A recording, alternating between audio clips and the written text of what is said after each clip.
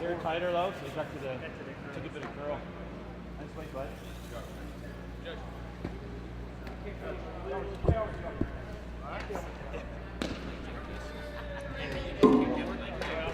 It's draw number 3 here at the 2018 Nova Scotia Deloitte Tankard.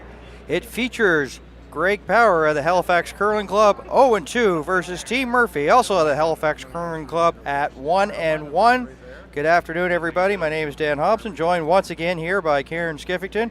And definitely going to be a tough one here for Greg Power, facing, of course, Murphy, who are, you can say, him and Stuart Thompson, sort of the favorites because based on their seedings, 1 and 2. So, and Power's in a situation where he's trying to prevent that third loss as he comes in 0-2, and Murphy, of course, 1-1. So that's what the task ahead of Greg Power this afternoon. What are your thoughts here in this one as we await the opening throw? Yeah, definitely. Team Murphy came in with that number 1 seed, so definitely the favorite here. They've played very aggressively in the first game we saw them last night. They played very aggressive early in the game, so probably looking at a few rocks and play the first couple ends, see if they can build up a lead, and then carry that lead through the end of the game. Of course, Team Power looking to maintain a little bit of momentum, get their first win, get on a different routine. They've had a player change since qualification process, so Graham Weigel coming in to cover for an injured player. So a different dynamic that they played with perhaps at the qualifiers. So getting used to that, but settling in, great fit. They've all known each other, as we know in the curling community. You know everybody. So great for Graham to get that experience. He is just coming in off the under 21 juniors, so he's played these 10 games, 38 minutes I think time. So he's up on all the timelines and all the competitive rules and stuff. So great fit for him to come in and get this experience.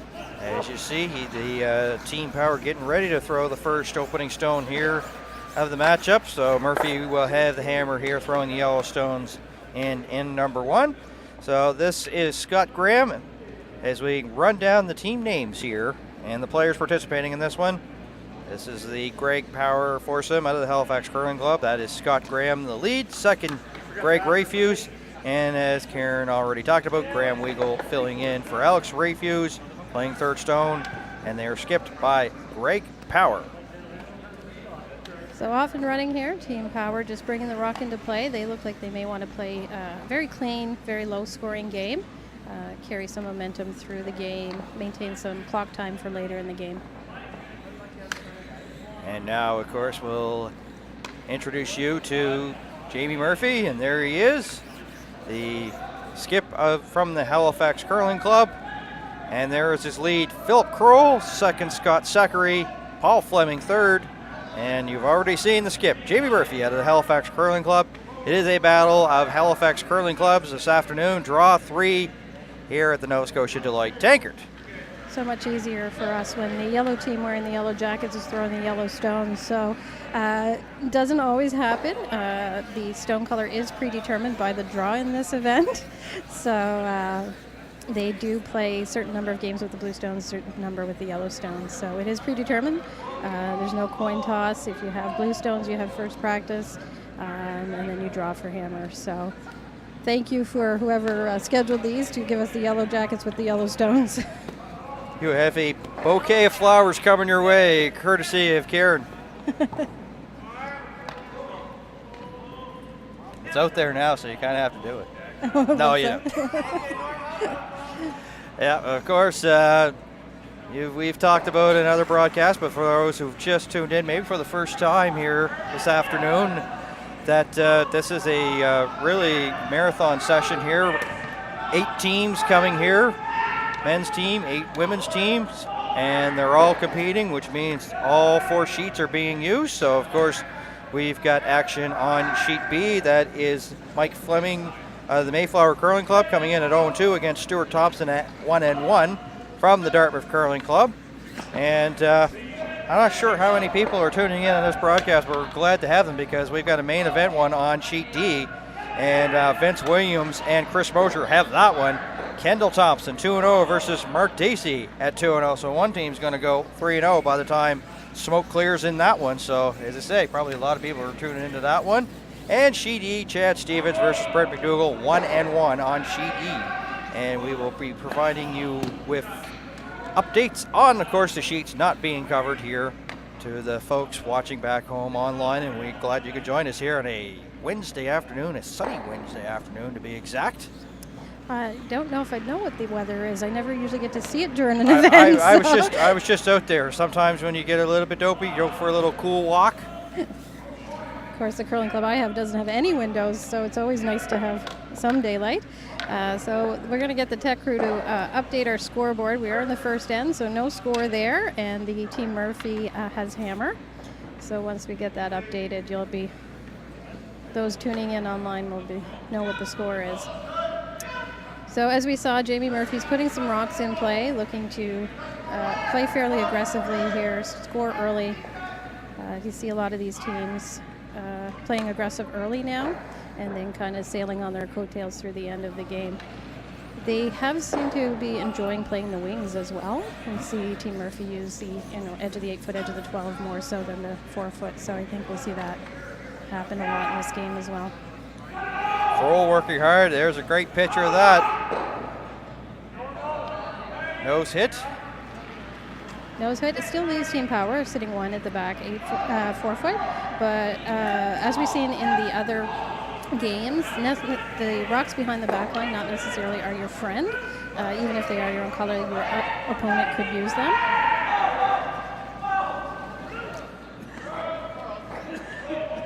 Here's Greg Rafuse. Seems like not too long ago we saw all these boys playing junior level. That was only like yesterday or a couple of days ago. For Graham it was. Yeah, okay, yeah. Works both ways, yeah. Yeah, we glad you caught on to that one. I threw you I threw you right underneath the bus as I went, and you were just right there, beautifully. Yeah, a few years ago they were competing in our junior cash spiel, so got to know some of these boys quite well. Scott Graham now, I think, is a part-time ice maker at the Halifax Curling Club. I'm not sure what his bio says, but I know I've seen him working on the ice down there a few times when I've gone in for practice with the Dalhousie University teams. Nice double from Scott here.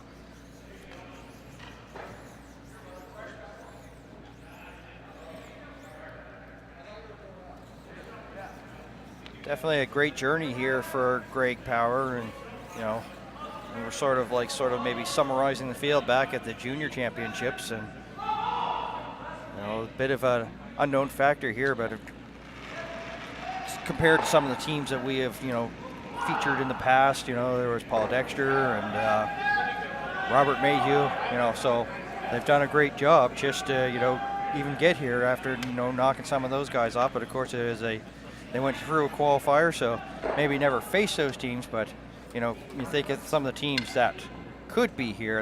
It's a great accomplishment here for this power team out of the Halifax Curling Club. Yeah, great accomplishment. As you said, they came through a qualifier. So there was 8 teams here in our field today. 2 teams advanced through points qualifications, so they did not have to play in a qualifier. The other 6 teams advanced through an open qualifier, so any men's team could enter that. They played down and were successful in achieving the 6th seed, I believe, to come into this event. As we said, they are a younger team, so they're just coming into themselves now as a team and really starting to excel. I've seen them at a few cash events, spiels and whatnot. So great to see them out there plugging away at it and now at this level.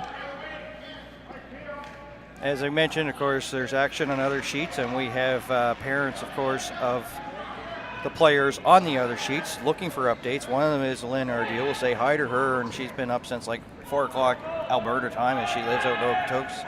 Of course, her son Taylor is the lead here on Stuart Thompson team. So if she's out there watching this one, let's say hello to her, and we'll keep you updated on Taylor and his teammates there, Stuart Thompson from the Dartmouth Curling Club on this one. She's probably tuning in now that it's lunchtime.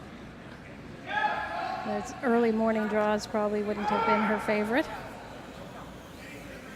So we have 4 draws here today at the Dartmouth Curling Club. There was 2 men's and 2 women's. So this is our second men's draw. The women will play again tonight at 8 o'clock. So if you're in the area, drop down. Lots of seating in-house and on the ice. So bundle up and get some real action out on the ice. You get to hear all the plays, probably better than we do. Yeah, you're saying bundle up, and Billy McPhee, who was a lead last year for Stuart Thompson's team, he's the 5th this year, showing up and looks like to be drinking a Red Bull there. You know, that's that probably has to be cold on the hands. You're at a cold rink, have a cold drink. That has to be chilly. Yeah, sometimes the curlers are a little more tough. acclimated than us out there in the cold. So Probably about tougher than a $2 steak.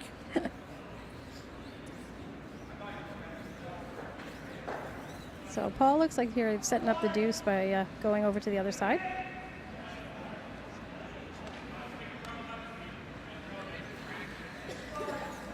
Third rocks as we are underway here in the first. Yep. So Team Murphy has a biter over on the left-hand side as we face the screen. So just drawing in for number 2, the blue one not in the rings at the top of the house. Power trying to get it out the rest of the way, and it will stay in the back 12. That's actually not too bad. The 2 Yellowstones are so far apart that they'd be difficult to remove both. So by bringing it back, he'll force Greg to kind of play at it.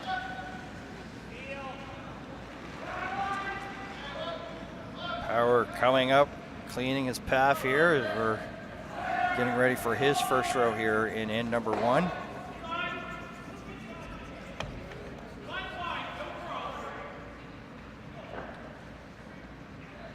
Good crowd in there behind. Yeah, we were pretty well packed last night for the women's draw. And if I wanted to like walk away last night, I could. It was just the amount of people behind me was just phenomenal. That's great to see the support from families, friends, and even just the community coming out. I'm sure there's lots of sponsors that are dropping in to see how the event's going as well. So if you're in the neighborhood, drop on in. And if you're in Alberta, like the Ardell family, stay tuned.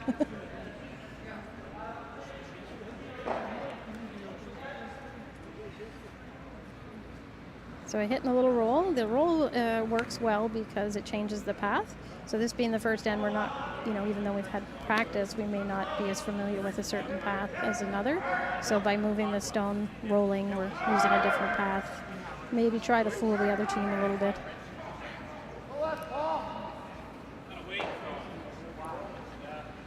You talked off the top about, Yellowstone's Yellow Jackets. A couple of years ago, J.B. Murphy used to have like orange. I've never seen an orange curling rock, ever.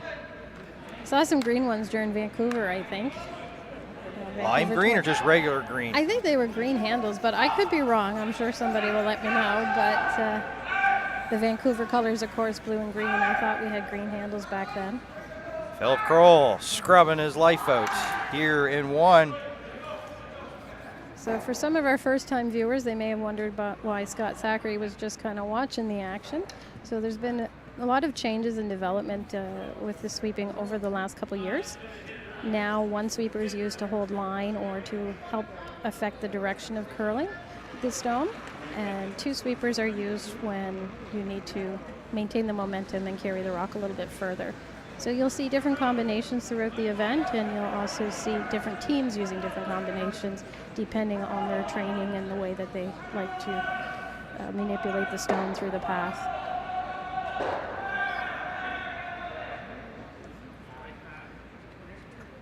We're getting ready for his last rock here in 1. Just coming down to Jamie's back stone, hoping to remove it and sit 1. It is early in the game, so forcing Jamie to take 1 point and get the hammer would be beneficial to Team Power.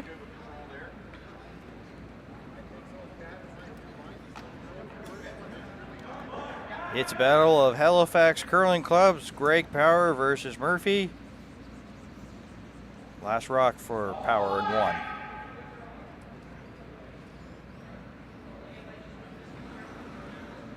Easily by those guards. He may roll out here. Oh, he'll stay around to sit number 1. An easy hit for 2 for Jamie Murphy. Unless our camera angle is off and that front yellow one's not on the rings, but it appears that it is. Looks like a good piece there on our overhead on the circles, so I would say it was on.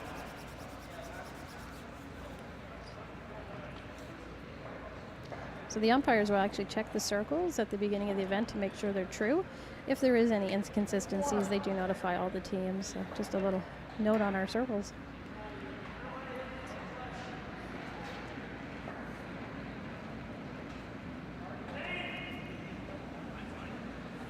Keeping us up to date in a roundabout way. I had to say it. So many puns you can use in this sport. I love hearing them all. I had to think about that one on top of my head. There is the nose hit. He'll go look at it. Here's it'll be 2 points for Team Murphy. And the second end will begin with them, and Team Power will have hammer.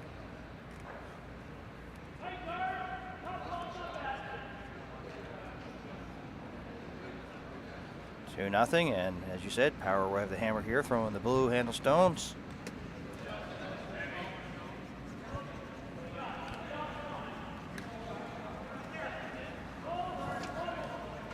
So let's meet this Team Murphy out of the Halifax Curling Club, and let's start here with their lead, and he is a left-handed thrower, 39-year-old Phil Kroll. He's curled with this team for 2016, 2017 Nova Scotia men's champ, and also 2010 with a different team, a senior system analyst, originally from the Truro area.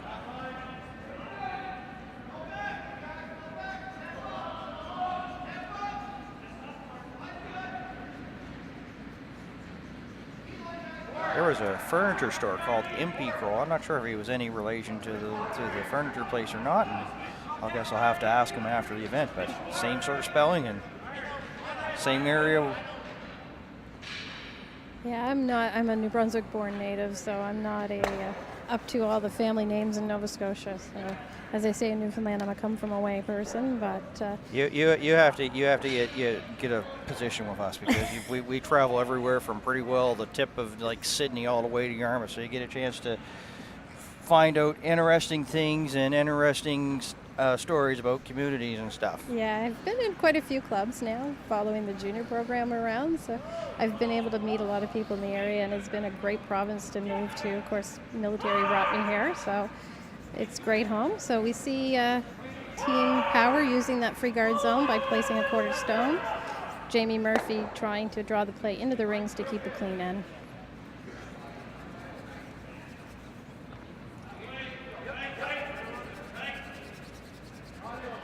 Nothing laid to it here in terms of a brush from Fleming and Zachary. Just looking to guard the stone in the 4-foot, so just on the other side of center is what we're looking for. Doesn't really matter how close to the rings. I'd like to have it on that eye in the Deloitte logo. just on the bottom of the letter I.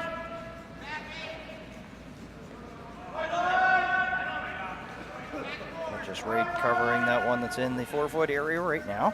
So Team Power will try to run this yellow stone. Couple options here. They could just peel the yellow right off, or they could raise it back and attempt the double.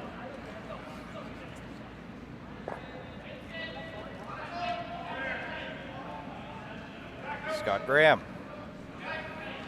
Greg Refuse with a slight clean. I think we're drawing around. I was fooled by the placement of the broom. But they're going to be all over that one.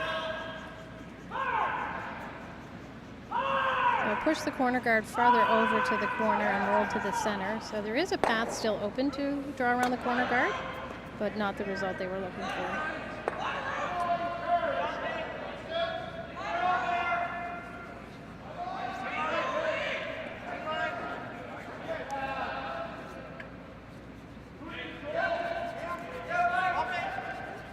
A little discussion of the shot here from the thrower, Scott Zachary. A couple options that they could have done there.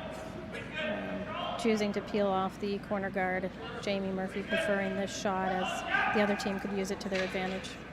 32-year-old Scott Zachary, 2002 Nova Scotia Junior Champion for his brother Kevin. And it looks like that this is going to be a big year for him as he looks to be getting married in July of this year. So I have a funny feeling I know who's going to be on the invitation list. I wonder if they'll wear yellow jackets for that event. You ever see like those other sport wedding sort of things where they have the hockey sticks up in the air for hockey players? I've seen baseball a few things bats. for curlers. Kelly Bachman, who was just retired from the team McDermott, when she married, they had their photo session on ice over at Mayflower. So there were some fun photos I saw from their wedding. I could just hear it now. Now I pronounce you man and wife. Now hurry hard so you can go on your vacation or your honeymoon. Just hear it now.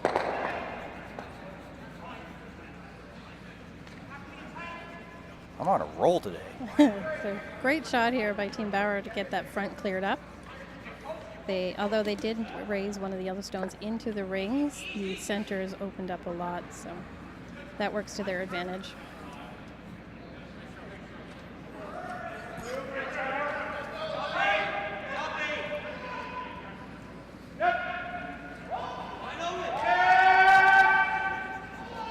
Getting some great sound bites from the ice level.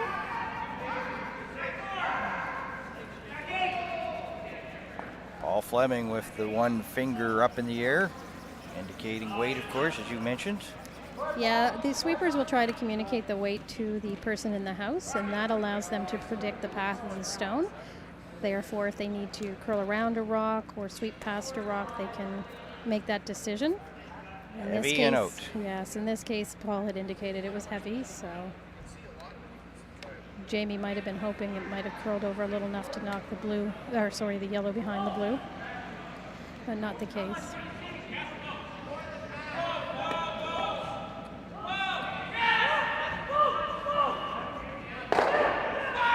So Greg Power indicating he'd like to just tap this yellow one to the back 4 foot and leave his stone there. That would create a backing for the blue stone, making it more difficult for Jamie to remove it.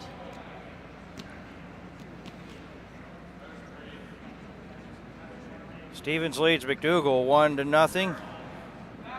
Fleming leads Stuart Thompson 1-0. And Daisy over Kendall Thompson in the undefeated. Our other game that's being covered here by Bell 5 TV1's own Vince Williams and Chris Bozier.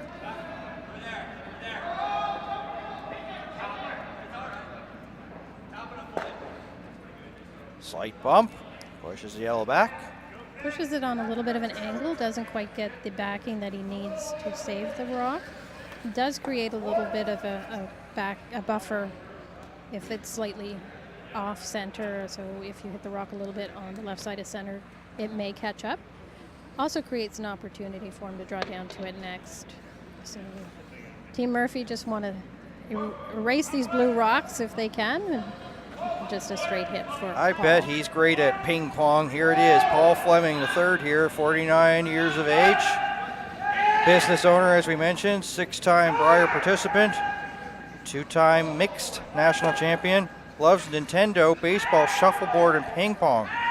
And the thing is, he's kind of a giant of a man. I mean, how could you beat him at ping pong? Yeah, I'm sure his wingspan is quite long across that table. Certainly any time I've seen him coaching and we've been on opposite sides coaching.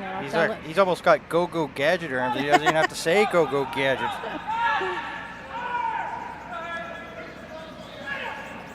I wonder how he's going to like this if he hears us say, hey, that announcer guy said you have long arms. Tall man.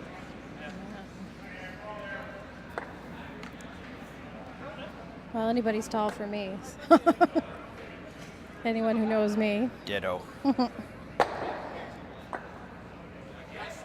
a bit heavy.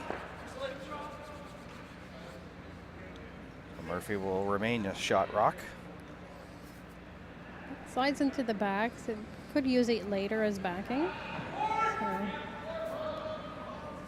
Jamie Murphy ignoring it and just drawing down to his own.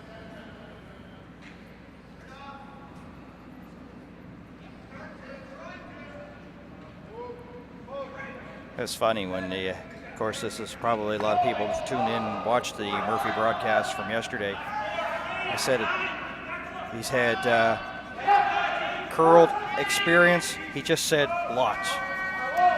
Yeah, Paul's been playing since junior level, so he's got a lot of experience, a lot of games under his belt, but certainly brings that to the team. He's just joined this team this year, so he brings a lot of that experience to this team. Jordan Pender moving back to Miramichi, doing photography over there.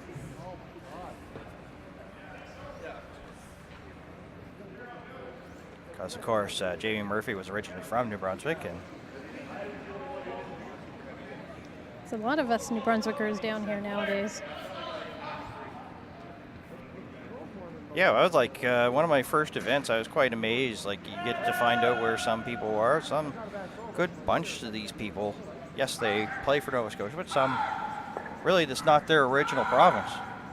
Yeah, you move either for curling or you move for work. So if you're a dedicated curler, one of those two things is where you're going to end up. So, and now there's a new rule with Curling Canada that you're allowed to have one out-of-province player. So we're seeing a little bit more shake-up with the residency change and the residency rules. So that allows for another player from outside province to come play on your team. So we don't see that here right now, but you may see it at the Brier level. You'll see teams like maybe Prince Edward Island will have a player from New Brunswick or something like that. On the women's side, Jill Brothers third, Erin Carmody was originally from Prince Edward Island. She's taking courses at Mount St. Vincent University. You also made a great point. I mean, Brent Lang is originally from Ontario playing for Alberta. And, of course, they're going to the Olympics. That should be an exciting event to watch. So as you mentioned, the Olympics coming up in February has changed the provincial schedules a little bit because the Scotties will be played a couple weeks earlier. So as soon as our women's representative is declared for Nova Scotia here on Sunday, they will be packing their bags quite quickly to head out to Penticton, British Columbia for January 27th for the opening of the Scotties Tournament of Hearts.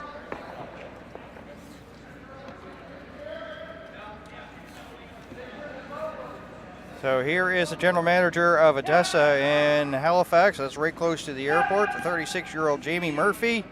And it says he has an obsession with Christmas decorations. I wonder if you can see his house from space. Probably has so many lights. Did you ever see one of those, like, you know, those musical Christmas lights go off? It's a fantastic light show. Yeah, not a great bill, but a fantastic light show. Some of the decorating that people put into their houses over the holidays is phenomenal. Team Power looking to draw down to the yellow on the back 4 foot here. Try to freeze one in there, make it difficult for Jamie to score 2. Jamie had 22 years of curling experience, 2-time New Brunswick provincial champion, as we've been talking about. moving here for curling, 4-time Nova Scotia provincial champion and Brier participant in 2012, 14, 16, and 17. Okay, Greg Powers' first stone. He does have hammer, looking to freeze onto the yellow. We'll see if we can get a time and find out what our ice conditions look like here.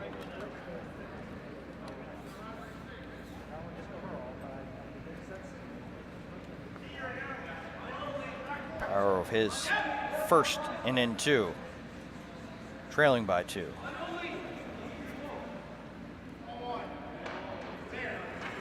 Greg Rayfuse, Scott Graham. Line's looking good. Needed to curl a little bit. They bumped that yellow out just enough. They'll get the shot rock, but the second shot belonging to Murphy and third, Greg Power. Hey, what you get for time there, madam? I got 22 from the hog line to the tee line, but I don't think I quite clicked the buttons accurate because I think we're a little quicker than that. Or I'm watching too many screens at once. So he did bounce open, leaving an open shot for Jamie, so a nose on this would make it a force. So he'll force Greg Power to take 1. Which, if you're Jamie Murphy, that works well for you to take 2, give 1.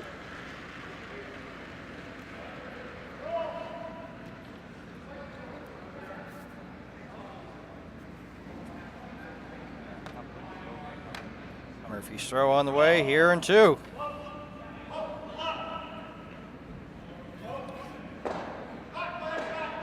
Slight scrubbing here from Zachary and Kroll. Yeah, looking to get a little bit more bend out of it so we can get to the nose.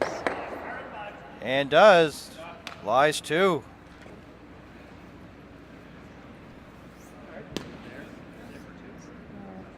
Not sure if there's a double there for 2.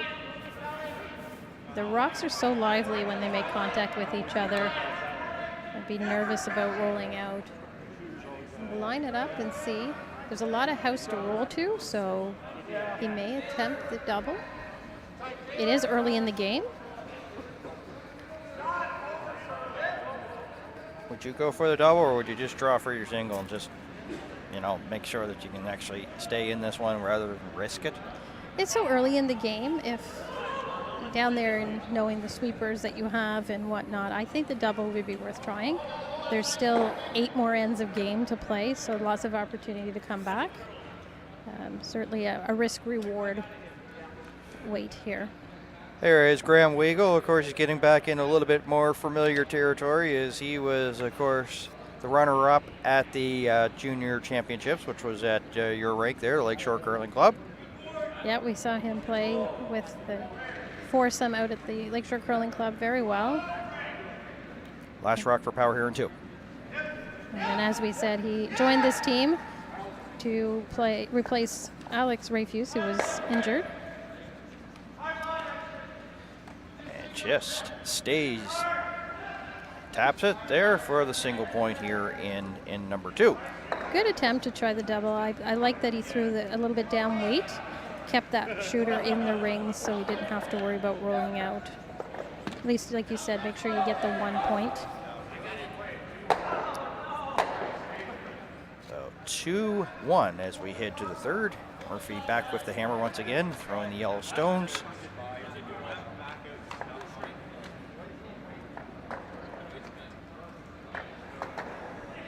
Kendall Thompson and Mark Dacey blank in 2. So Dacey's up by 2, I believe.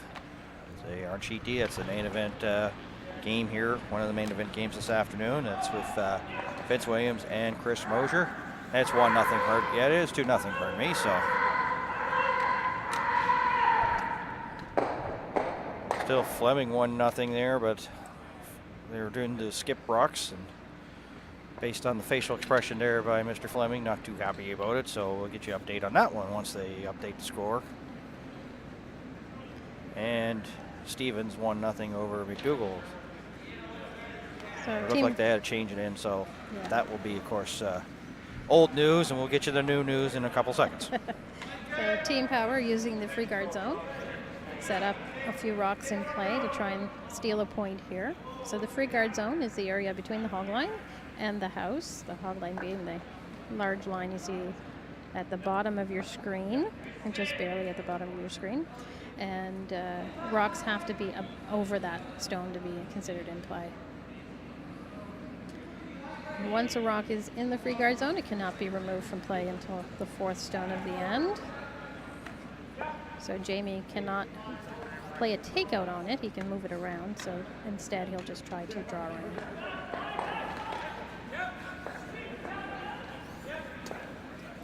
Come around on its way.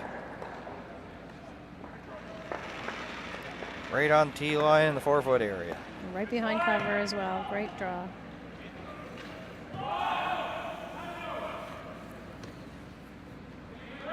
Between the lead and the skip, I'm not sure who has the better shot to the pin every time.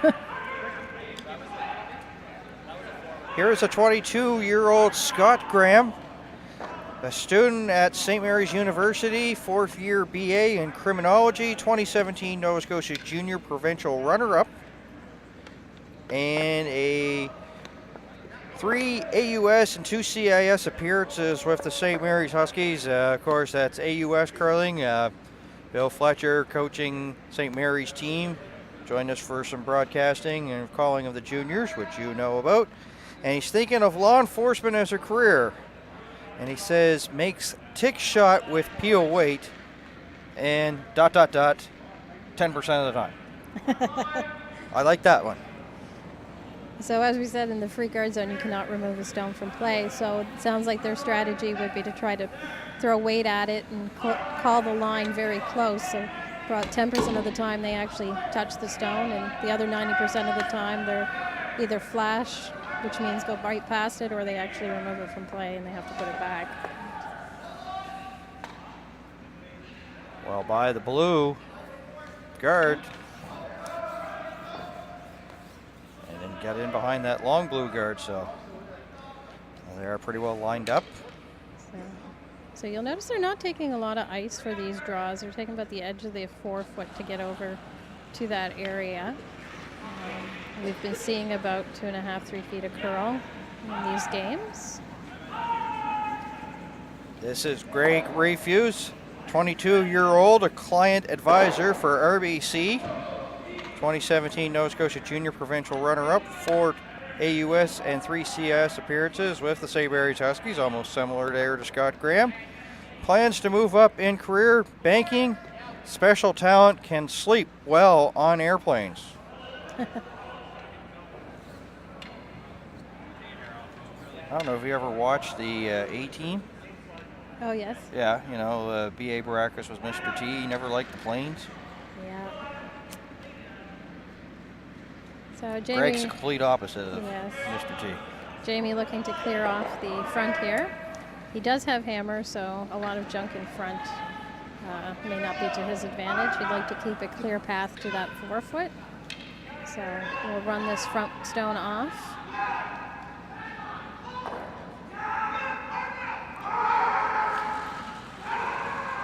If Mr. T could have Greg's special talent, it wouldn't be any problem. But then there wouldn't be really much in terms of drama with that show now, would there? Yeah. So Team Power looking to replace their guard.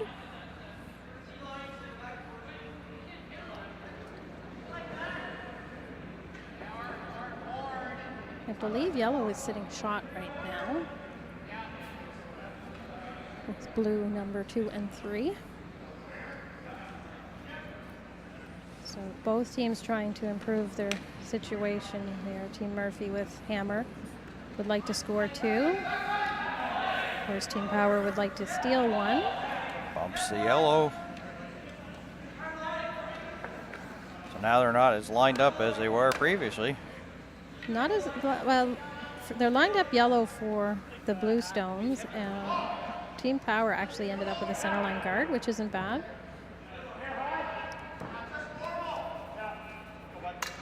So Jamie looking for normal weight out of Paul. Probably see a little backswing here. Oh, Scott's throwing, sorry. They're below me, so I can't see who's actually in the hack. I hear Paul talking down there.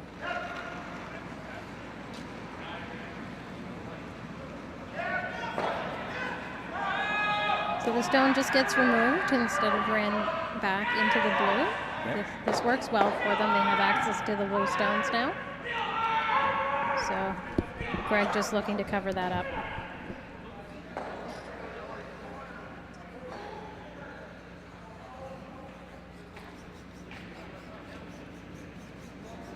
Due to an unfortunate injury, Alex Rayfuse unable to be here, so we get a chance to meet their alternate, Graham Weigel, no stranger to us. Of course, was a member of the silver medalists, the runners-up in the junior championships just a couple of weeks ago at the Lakeshore Curling Club, 18 years of age, and as a student at St. Mary's University, takes business. And of course, I just mentioned it, 2018 junior provincial runner-up, and also 2015 on top of that, and then 2015, 2016, 2017, Nova Scotia under 18 provincial runner-up. And future plans, unknown. It's wide open what he wants to do. Great to have that in your resume, to be able to have the choices that they have today. Yeah. Team Murphy looking to get through this hole. The blue guard curled just a little too much for them. Through the port. Through the Fleming's port got double. a beauty. Removes the blue. It sits there for two. Is there enough separation for Team Power to do the same? Business-like mentality there, Paul Fleming. Just says almost like that's another typical day at the office. He came through that port and removed those blue stones. Beauty of a shot there for him. Yeah, we see a lot of curlers, they have a pre-shot routine. Part of that pre-shot routine is visualizing the shot. So when you get down in the hack to visualize that type of shot, you have to look at it and not even see the guards out front. You just see the shot.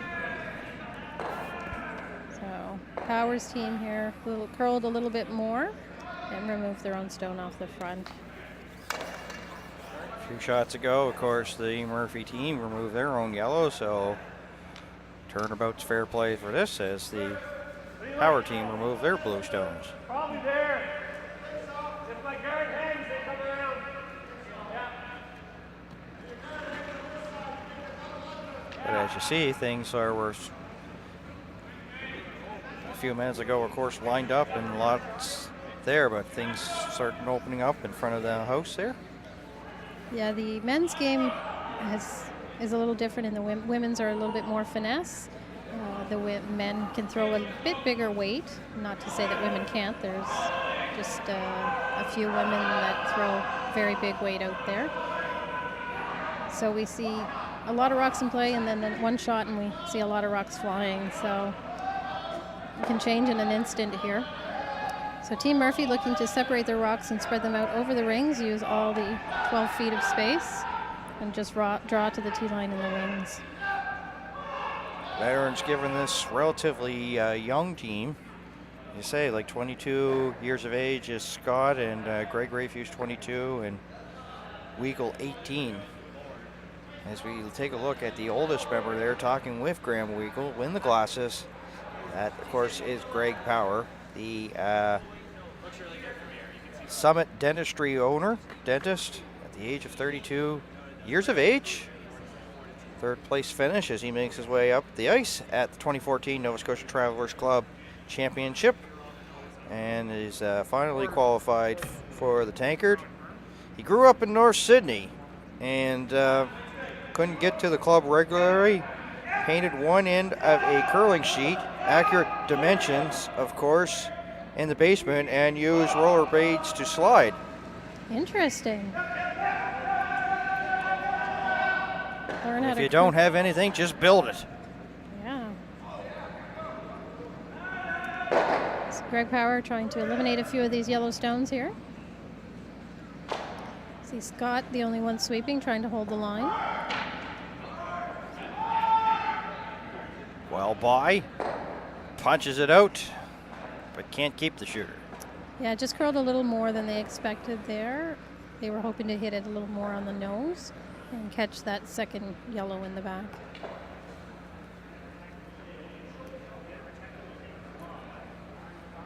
I think Jamie liked where that stone was before it was removed, so it looks like he's going to replace it.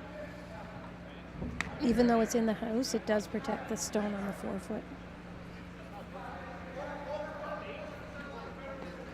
As we take a look at Paul Fleming, we're into the skip stones here in 3.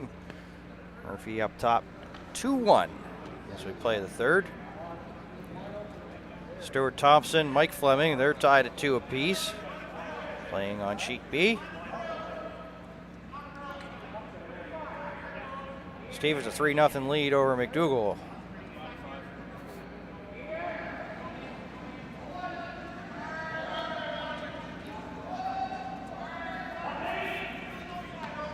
As we just heard from Paul Fleming, we're looking for top 8 foot here. So great communication between the sweepers and the line caller. Scott sweeping for line here. Just give a slight rub to that one on the forefoot and we'll sit back 8, lying 3 here in the third. Yeah, looking for good separation to avoid setting up a double. Team Murphy looking to score 2 here.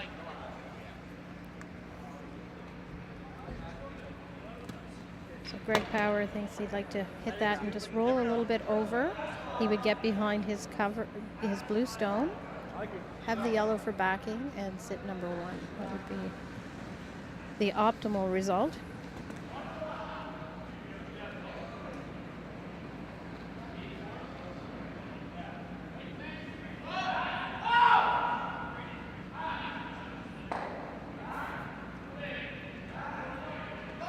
The dentist, who also could be an engineer based upon some of the knowledge, will make his way up here. Throw his last in 3, facing 3 yellows belonging to Murphy.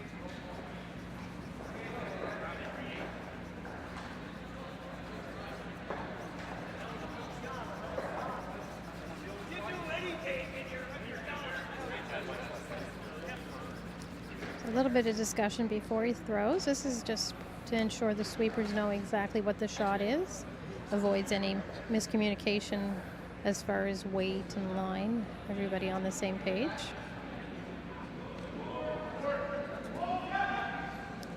Greg Power out of the Halifax Curling Club. With his last in 3. Looking to be just on the outside of nose here so he can get a little bit of a roll. And does. And sits 1 behind cover with backing. Great result.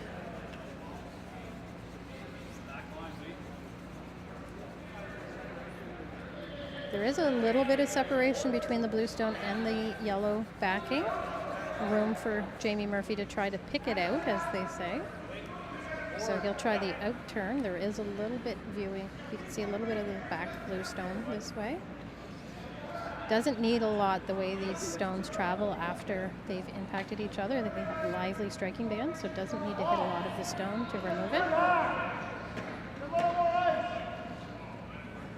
Doesn't really have to throw a lot on it, but You want to throw enough yeah, that it'll hold the line. There is that blue stone out front, so if you bring down your weight a little bit, that could come into play. He doesn't need to stay around. He would keep his other 2 points in the ring, scoring his 2 with hammer. last rock for Murphy here in 3. Kroll working hard. They buy it. They buy. Squeezes it out. And Sakari try to work hard to squeeze it out to get it. Can he do it? Looks like it might be 1 yellow. But we'll wait for confirmation from the teams because sometimes our camera angles are a little off.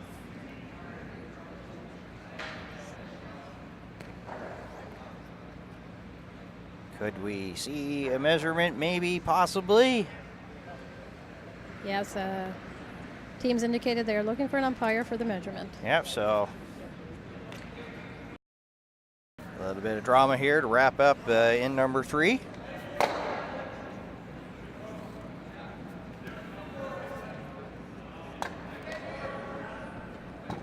So very close. Of course, when we do a measurement, we always want to measure the side of the stone that's closest to the center. So even though we see the back sides of both stones here and it looks very close, we always want to measure on the closest point to the middle. Umpire will be making his way to this sheet. And there he is.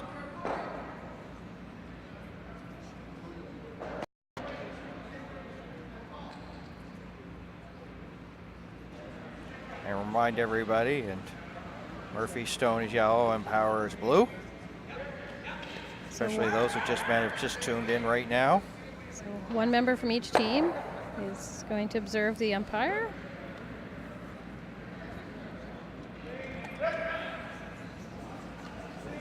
We need a drum roll.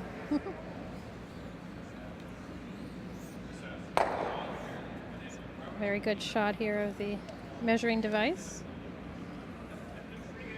So it has an arm that has a little bit of flex to it. So it can measure. There's a dial on the screen that will measure. And he'll indicate one yellow.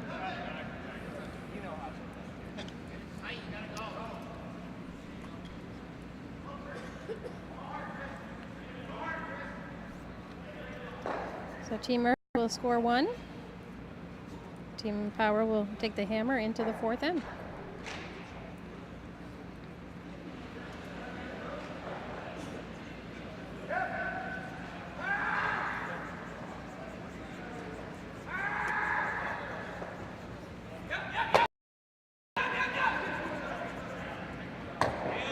So that was definitely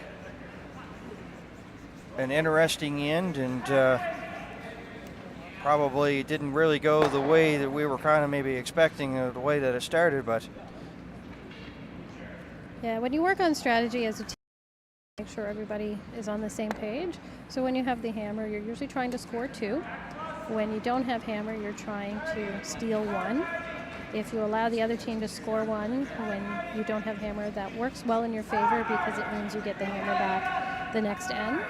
So we've seen a lot of that type of play here, and then the different shots that they call to achieve that is where we see a lot of the differences in each team. Some teams will prefer a different style over another. As far as shots, they may prefer lighter weight, they might prefer a draw game. All depends on the team's DNA.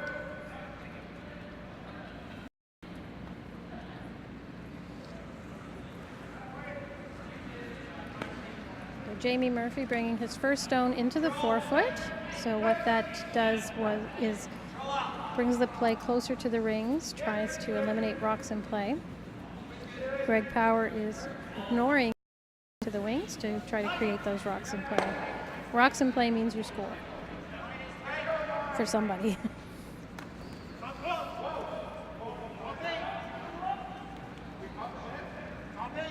So now that Greg has ignored the stone in play, Jamie will try to guide it.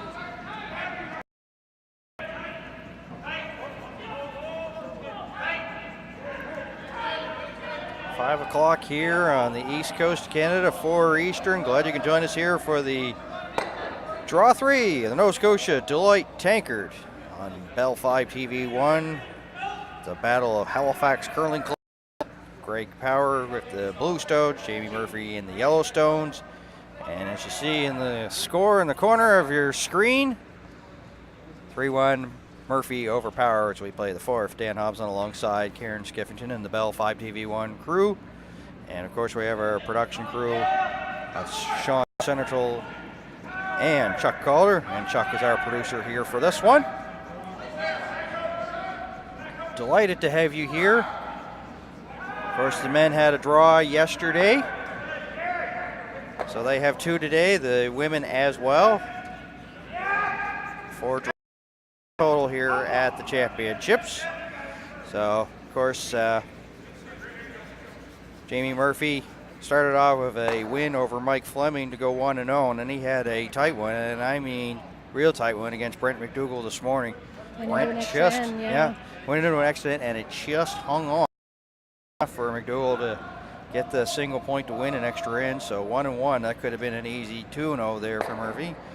And here for Greg Power, he had to start off against Chad Stevens, and 9-4 loss, and then lost to Stuart Thompson earlier this morning to go to 0, as Stuart Thompson came in at 0-1 in that one, and after losing to his brother Kendall Thompson, so a bounce back for him to go 1-1 and it dropped Power to 0-2. So, and we talked about it, it's a seven draws in total on each side here, the men's and women's. So I mean, we're getting close to really to, you know, that halfway point, and you know, based upon our figure, you want to stay away from that third loss.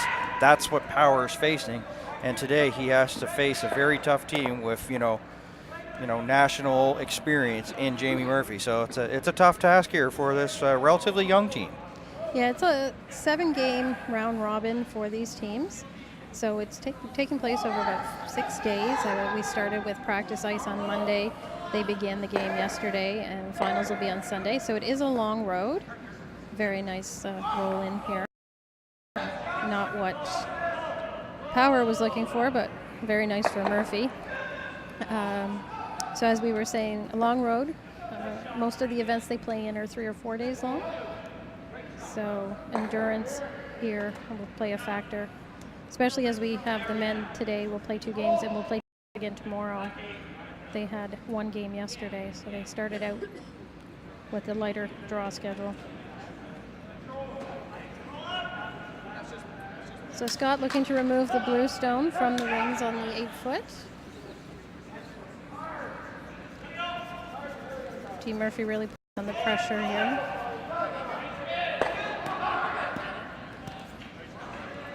Some nice separation to avoid any type of multiple hit. As you see Greg indicate with his broom a run back. So drive the blue back into the yellow. By the shot, it's on its way. We've got an update for you on sheet B, and you know, have those sirens, maybe a little bit of a spoiler alert. Fleming here, 3 points in the third over Stuart Thompson as they play the fourth. Fleming, of course, as we said, and you talked about it, there's, you know, seven draws here on each side, and you know, want to stay away from that third loss, but that's of course what's facing Fleming too, coming in at 0 in the same situation as Greg Power here.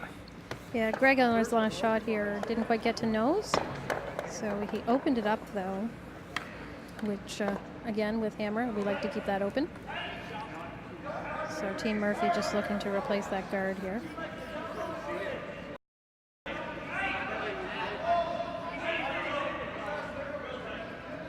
Third rocks as we see Paul Fleming. I wonder, you know, if we went down after this and, you know, talked to Fleming, I guess one of the questions is, are you tired of seeing us? Because Fleming, of course, was coaching his Team Abraham at the juniors. You were there, I was there. Here we are once again. Yeah, I know traveling with junior curlers last year and previous years, you run into the same families every weekend. Same story, different club. But it's great. It builds up that great community feeling.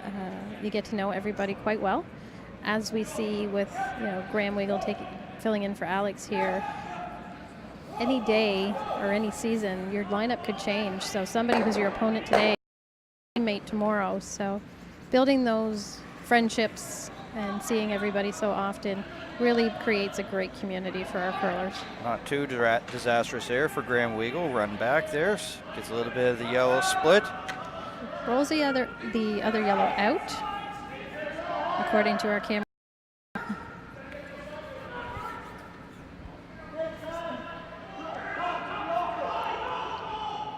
So Jamie line 2 here. Just looking to put another one in behind the blue.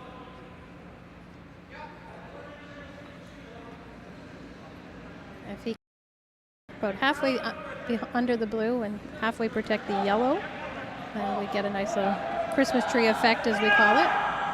It'd be very difficult to run it back. Well, isn't that perfect? Christmas tree effect of a person who loves Christmas tree decorations and Jamie Murphy.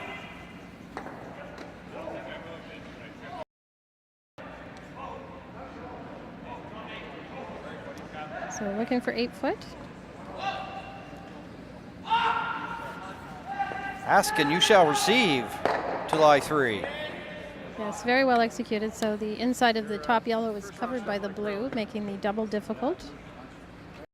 There is the outside yellow that they could come off of into that pack, or vice versa. There's also the blue they could run into it as well. So a few options here for Greg.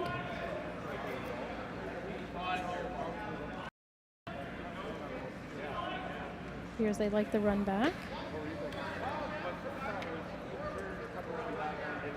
With the run back here, if he does open it up, it's not a bad thing.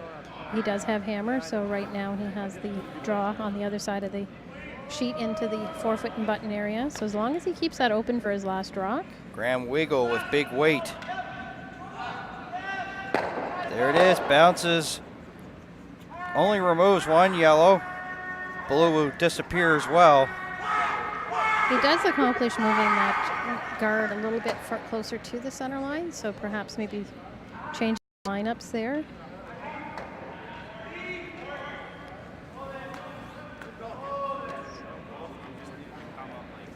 So of course, Jamie doesn't have hammer here, so he'll look to try and block off that path that we had mentioned.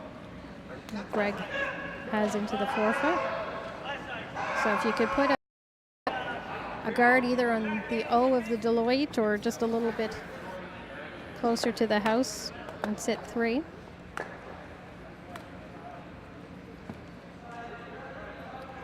So I'm sure Jamie's saying he can do this, he can do that. Which one do I want to protect? Always fascinates me, and I mean, this is just a perfect case of this. You know, people with skip experience here playing third rock. We have Paul Fleming, who's had skipping experience. Graham Wiggle, as we talked about, skipping experience with on the junior circuit here with the Owen Purcell team. So yeah, so what you want to do here if you're Jamie is you want to look at all the possibilities that Greg could have. You don't mind, as we said, if Greg could score 1. That would give you the hammer back. So what he's trying to do is set up himself into a position that he forces Greg to take that 1, but he wants to do it by making him make the most difficult shot. So the harder he can make Greg's shot, the more likely Jamie would be to perhaps steal. So Jamie now telling the front end, the sweepers, what he's looking for so we can get the exact position of the stone.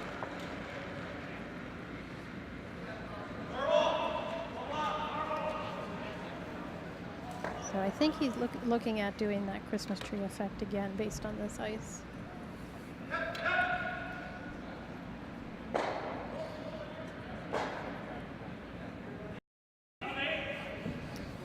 So you hear them, they would like to see it top 8, half behind the blue so that it's protected. They say it, the line's good.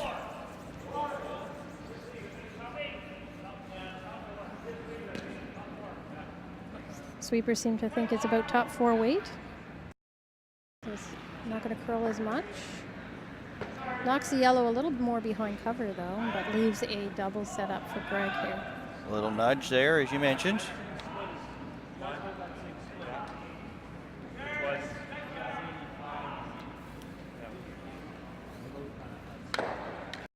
One of my pool shot gurus to figure out all the angles if you could get all 3 out.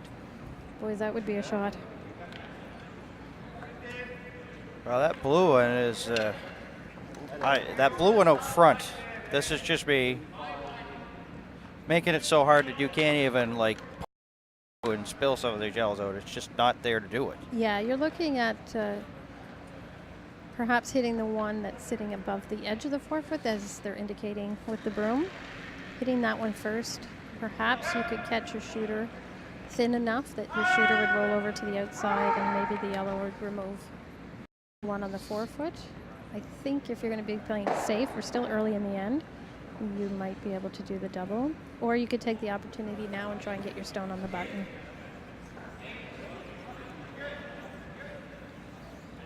So Graham likes the hit and roll off this middle yellow in towards the center. I wonder if he talked to Greg Power into making that one, or. Well, if you're down there, you're looking at all the options. Ultimately, I think the skip is going to say, this is what I want to throw. This is what I'm comfortable throwing. And I like, you know, we always say the golden rule when calling a shot is you'd always want to call the shot the thrower can make. So that means calling a shot that they have the highest chance of success.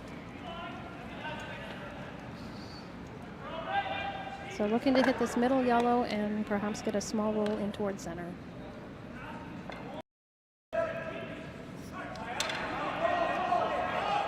Greg Power with the hammer here in 4, trailing Murphy 3-1. Scott Graham working. Refuse along for the ride. They'll bump a yellow out and roll in front of the yellow in the 8-foot area. To sit number 2, Jamie Murphy sitting number 1 at the top 4.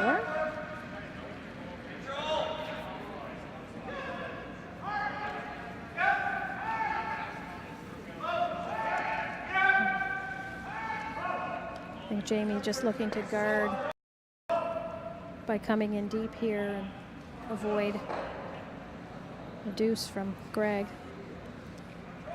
But I don't think you can see enough of that blue to create a deuce. You might be able to.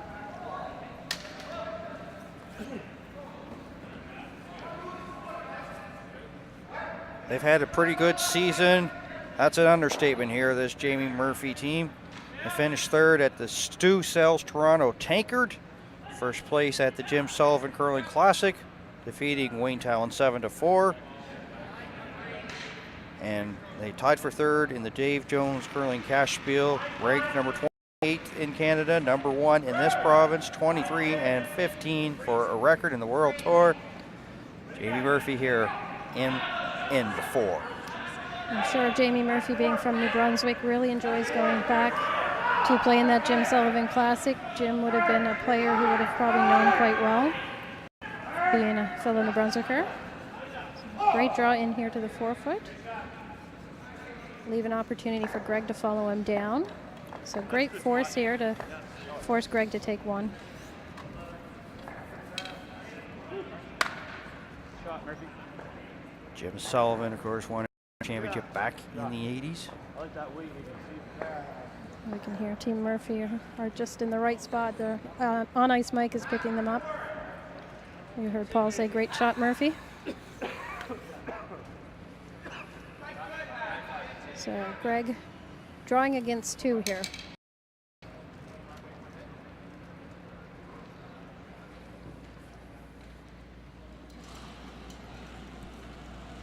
The way Graham's looking at the lineup, I think he thought maybe there might be a hit and roll there. I'm not sure if I would risk that,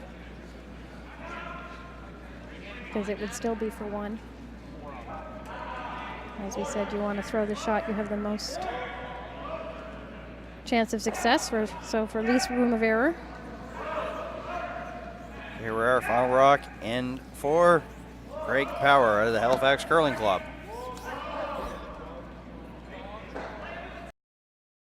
Facing 2 Murphy Stones.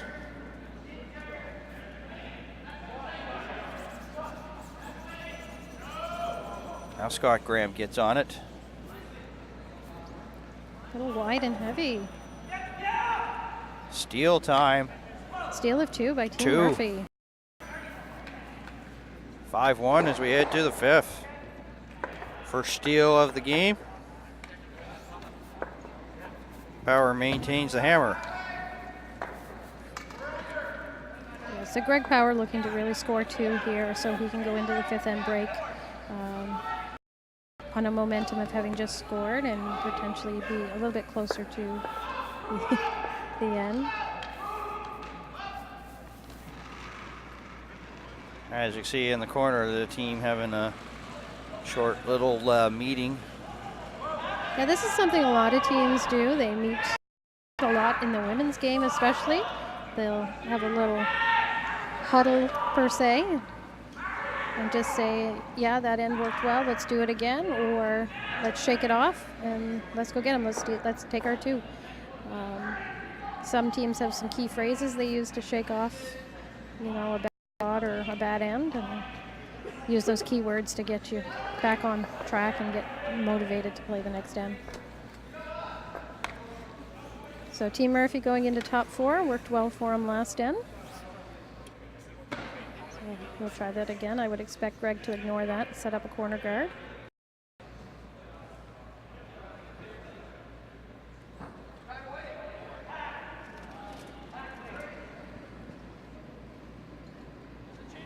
Had a brief look at the scoreboard. Of course, it was just put up there, 5-1 as we play the 5th.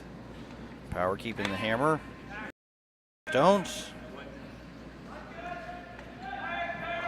So the teams have been unfortunate there. Didn't see the reason for the stone being pushed away. I'm not sure if it picked or if it was just light. I was watching scoreboards. Well, we had the upset alert going on sheet B, but Stuart Thompson climbing back into this one. You got a pair there in forward, climbing his way back into that one as they 5-4 as they play the 5th. Stuart Thompson out of the Dartmouth Curling Club and taking on Mike Fleming of the Mayflower Curling Club. As I mentioned, 5-4 as they are in the 5th. Fleming coming in at 0-2, Thompson 1-1. So we're seeing a little bit by Team Murphy. Instead of placing the center line guard that we saw last end, their second rock has come in. With the lead that they have now, they want to try to keep the front very clean to keep Greg from scoring, or try to reduce the amount of scoring that Greg can do. So they're looking at forcing one. They'd like to get the hammer back. Don't want a lot of rocks in play in the front. So that's why they would bring the stone in. So this being the after the 4th stone of the end, we can peel the free guards in the free guard zone. They're into the 5th there. Brent McDougall, 1-1. Taking on Chad Stevens, who's also 1-1. And McDougall is on the board as he scored a single in 4th, so they're playing the 5th, 3-1. Chad Stevens of the Mayflower Curling Club over Brent McDougall, also out of the Mayflower Curling Club. Okay, Team Murphy removing that corner guard. So Greg Power trying to place another one. Could see this quite a bit as both teams are executing every shot.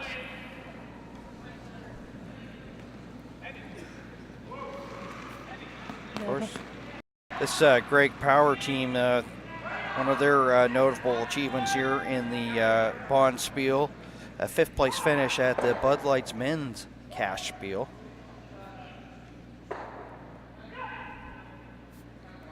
Yeah, certainly a lot of spiels go into, and a lot of time go into preparation for this event. So the more teams, the more events they participate in, they tend to see some of the teams that are here, so they get that knowledge. As we saw, Team Murphy accumulated enough points. Did he just barely get this, but Came disaster. Back on his own. Yes, they were. It came over, but they did get the stone that they were concentrating on, but they were sitting pretty, and now that has gone by the wayside. Yeah, this works okay for Jamie. He is looking to force Greg to take 1 point. So having the stone on the top 4 foot, the button's still protected. So leaving that by having this stone here. The important part was to clear that guard so that Greg didn't have an area to hide behind. Yeah, well, that's a okay scenario. Like if it's a situation that it is 5-1 right now, as we are in the 5th. So yeah, if the score not had too been a little concerned. different, Yes. I think you would have seen a center line guard. So by him grouping the 2 stones close together to begin with, meant he just needed to cover that 4 foot area. So another guard placed and perhaps another guard removed as we work into mate stones here. Fleming with the howitzer. we don't see the lift delivery very often that we see here with Paul Fleming. I noticed a lady or two in the Scotties last night had a lift delivery. Kim Kelly to. Yeah.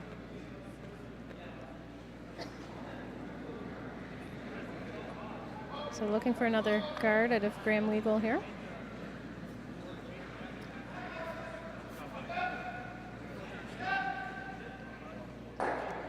Playing quick.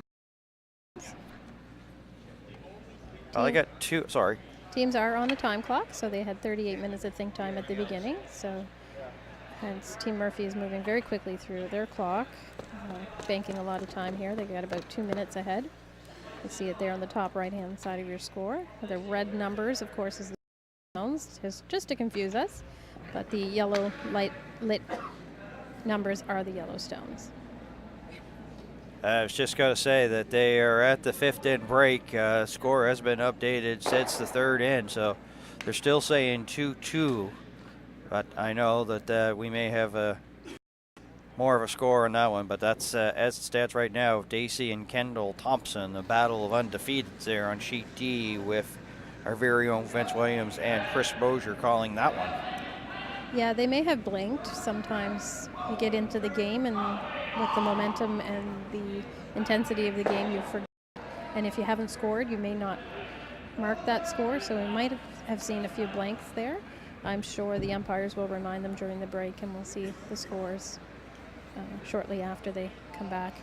Well, talking to Luke Saunders last night when we were calling the women's draw, he said, "We'll get to it. We get to it." Well, pretty laid back. Yeah, the game's a little more important than the scoreboard for them sometimes. Yeah. But as we said, sometimes your focus is on the game. You don't realize what's going on outside of you.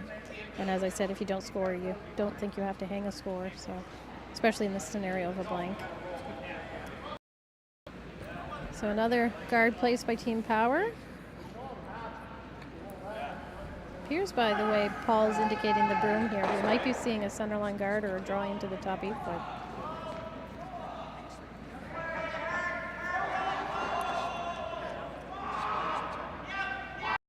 Late enough in the end that the guards aren't necessarily in Greg's favor.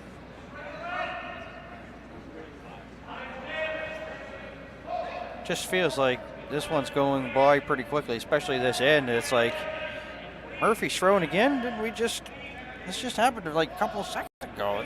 This moving, this ends pretty quick is what I'm trying to say. Yeah, Team Murphy's thrown a lot of hits this end, so that will make the appearance at the end goes quicker, because of course a hit only takes about 10 seconds to get down the ice, whereas a draw will take about 24 seconds to get down the ice. So it will seem a lot quicker. As you see, right on. Yeah, great. So is there enough room for Greg to get into the button area or just behind? Haven't seen a lot of finish out of these stones. We're using the provincial stones here, so they are a little straighter. And we saw the stones during the U21s taking a very similar path at that location as well. But as they say, the ice conditions in this is the same for both teams, so the team that can read the ice faster than the other team or adjust to it because there's sometimes changes throughout the draw. The team that can make those adjustments should excel at that.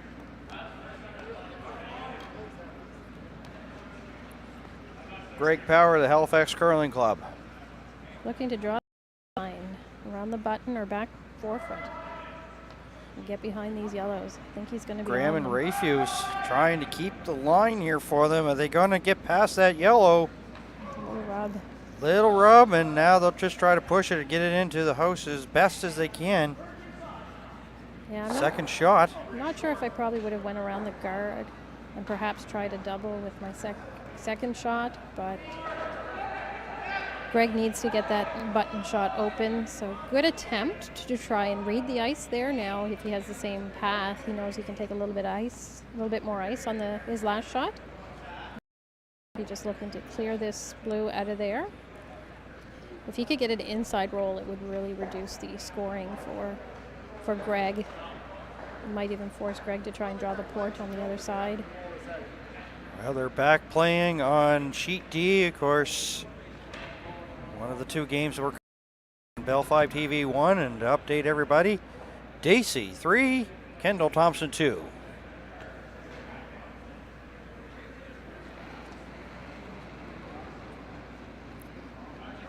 Stevens and McDougall now going on the 5th end break. And Stevens got a deuce. So it's 5-1 as they head to break. Chad Stevens out of the Mayflower Curling Club and Brett McDougall also out of the Mayflower Curling Club. Both of those teams coming in at 1-1. Jamie Murphy successful here in removing that blue stone, rolled away to the wings. So Greg has the same draw he just made. So he's had the opportunity in his last shot to get a feel for this area. Does have the full 4-foot to draw to. So as long as he can get a good piece of his stone on the 4-foot, he'll get his winner.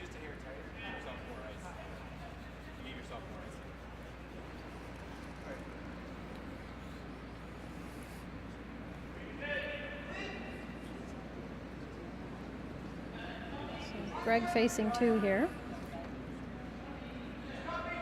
Final stone for Power 5.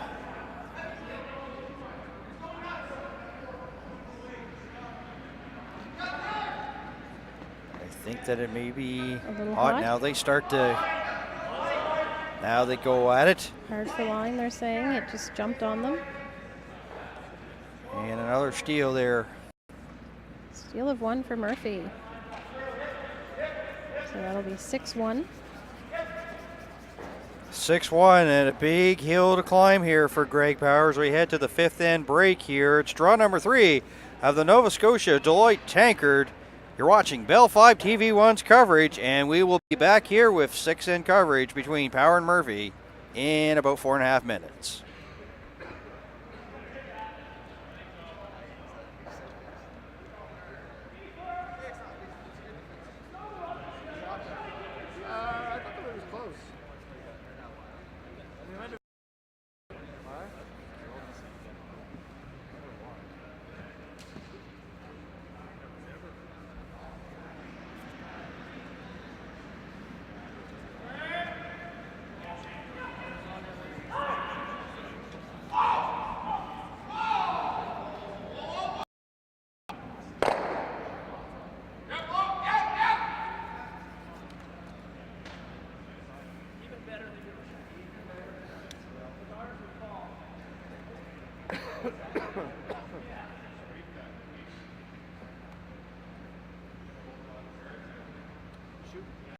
Yeah.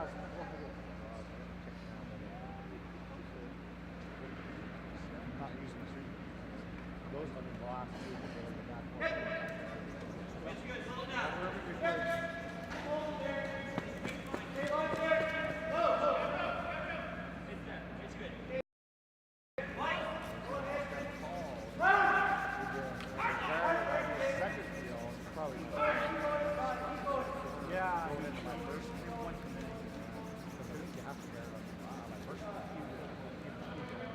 Such a good rock. Otherwise, you just get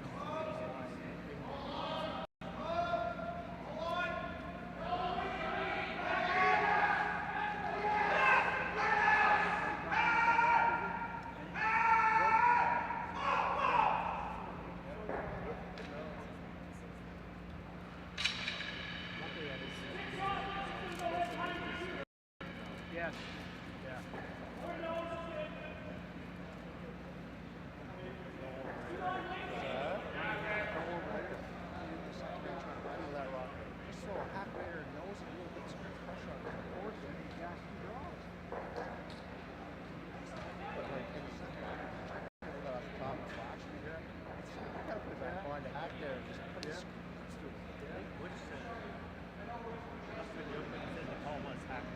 No, they changed it in the hack. They changed in the hack and just peel it off the top. Which, when you try to do that, you nut it 60% of the time anyway. It was so thin.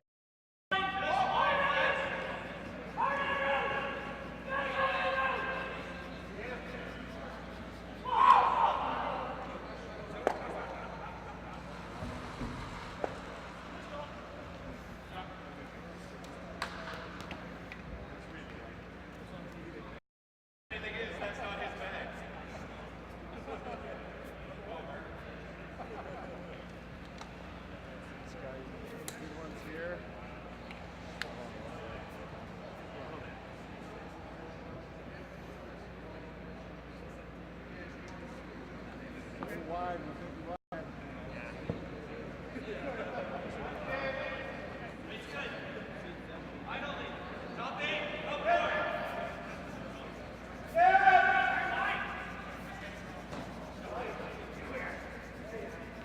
You're on, boy. Yeah.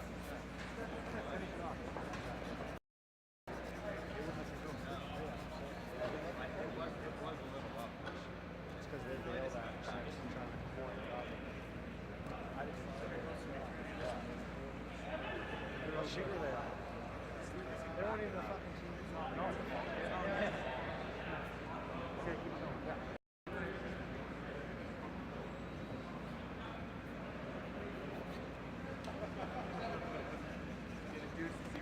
Yeah, exactly.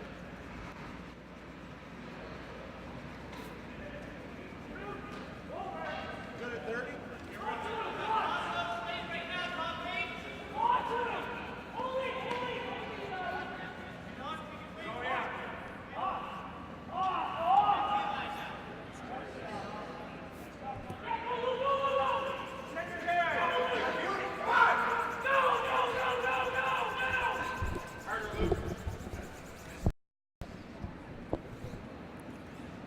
The throw from Philip Kroll's on its way here in end number 6.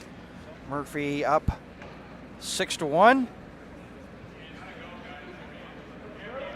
Yeah, so I think we'll see Team Murphy here try to keep it very clean for the rest of the game. A sizable lead here. So bring the first rock into play. And of course, Greg Power's going to want a lot of rocks in play to create opportunity. So anything behind the tee line will work in Greg's favor. So that's why you saw Jamie trying to sweep that one out.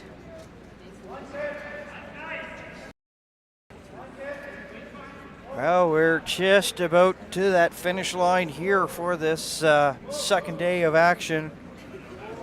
And remind everybody that coming up after this one, of course, in our late draw, the 8 o'clock draw on this sheet, we will have Pink versus Ladouceur. And on sheet D, McDermott versus McAvoy. McDermott, the only one left with an undefeated record. McAvoy, of course, came in 0-2. Now she's 1-2 after defeating Pinckney. So lots up for grabs in that one. McAvoy wanting to bring with the rest of the pack. Can she do it? We'll tune in tonight for our late draws at 8 o'clock Atlantic time here on Bell 5 TV1's coverage of the 2018 Nova Scotia Deloitte Tankard, as well as the Nova Scotia Scotties Tournament of Hearts. On your home for curling online, Bell 5 TV1. And you mentioned they're going to try to keep it clean here, bring the Very rocks much. into the circles, keep the play in the rings. Of course, Greg Power using that free guard zone, placing corner guards up.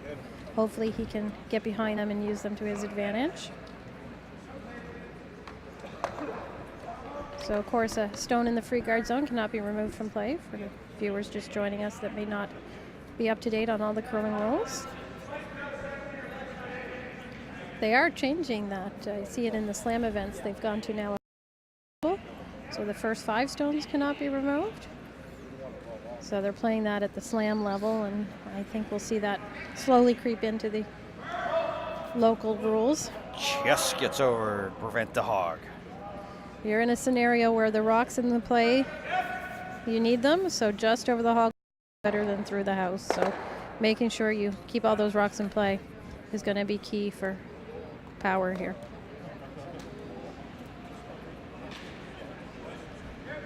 Stuart Thompson getting back into his game. Fleming, of course, scored 3 in the third, and Thompson with single points and 4, and he stole in 5, and has evened things up at 5-5 as they play the 6 on sheet B. Stuart Thompson 1-1 and Fleming 0-2.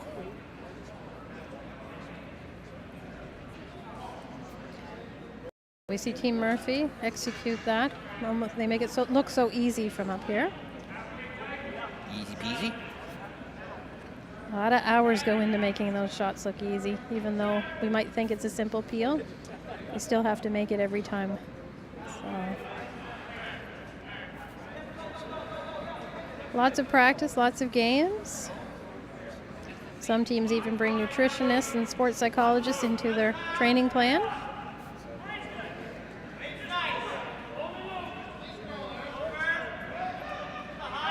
Some teams even have coaches just for their technical package and a different strategy.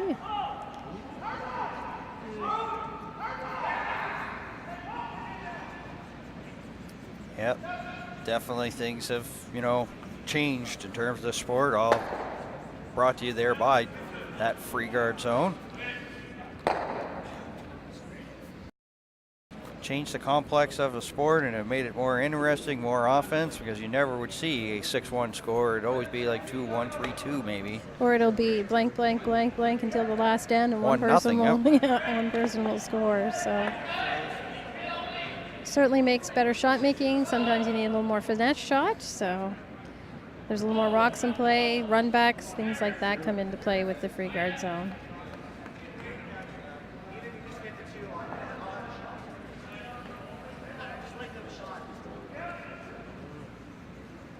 Updating things from Sheet E as this one is on its way here from in the Mayflower Curling Club versus the Mayflower Curling Club. Jed Stevens and Brent McDougall. Stevens up top, 5-1 in the 6.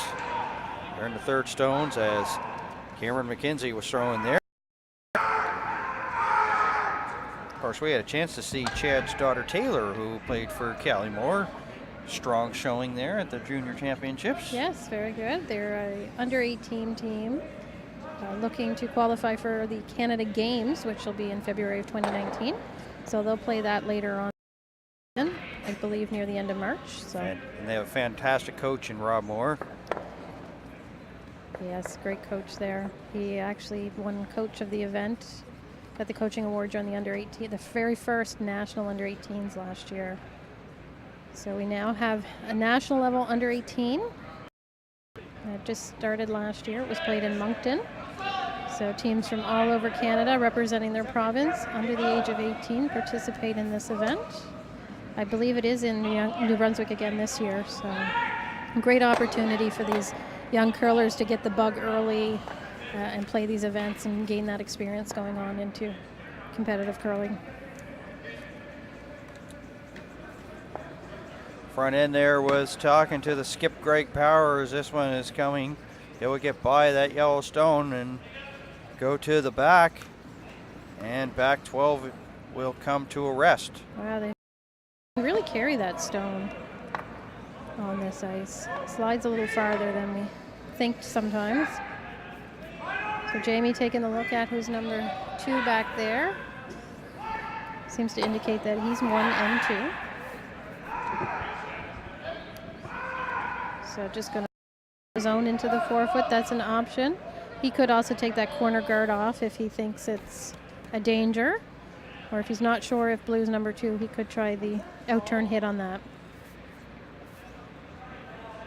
So a few options here for Jamie.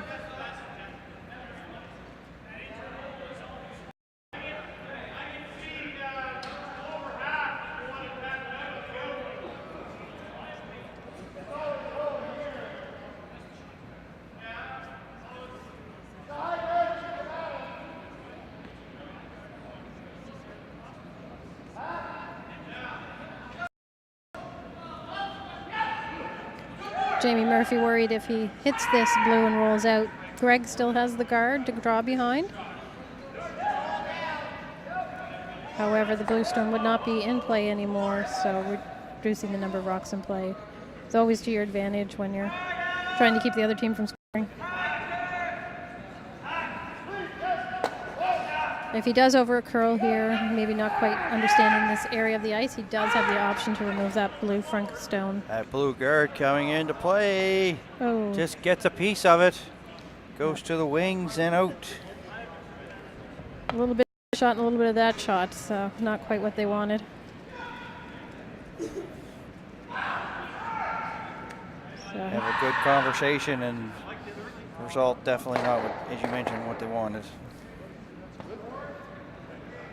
I'm not just like, that's just not, like there's no other rocks to throw there. So a little discussion there after the shot, a little bit of a debrief. So make sure the team's all on the same page going forward. In that last shot, a couple players were set on one way and Skip was set on another way, and it's not usually beneficial for the team to be divided like that, so we'll shake that they're off. brushing this hard. Scott Graham, Greg Rayfuse. Nice piece of work to keep it, but may not be the result they want as they punch the yellow in towards the center line more to be the top 4 foot. You definitely want to keep those rocks in play, so hitting enough of that yellow that he even stayed around would have worked for him. So Jamie now going to put another stone in there.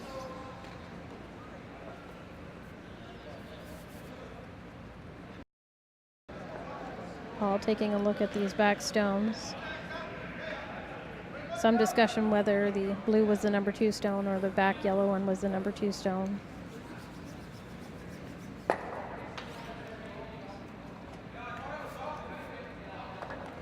Taking a quick look at the clock. The team has 19 minutes remaining.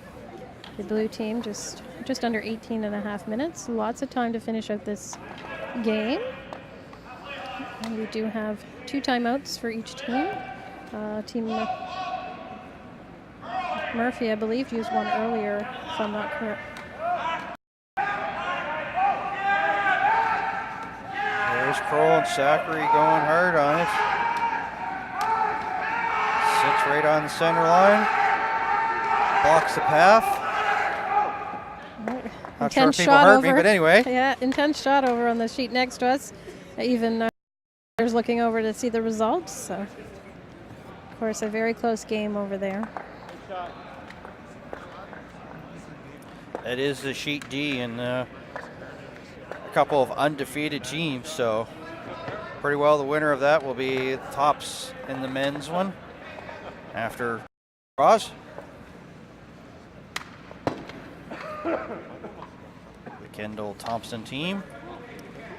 So Greg trying to determine where is a good place to try to set up a deuce now. He could corner freeze onto the yellow at the top 4, where his broom is now. Potentially then come down with his second rock and then maybe remove it and sit 2. Graham Weagle saying if you move it, you could get some separation. You could draw in, try and get a piece of the button.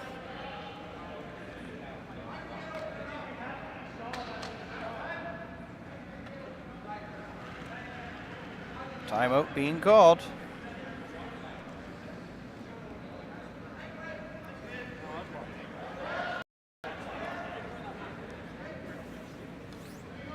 So injured player Alex Rayfuse coming down as their alternate or coach for the timeout. About 7 seconds. Does it?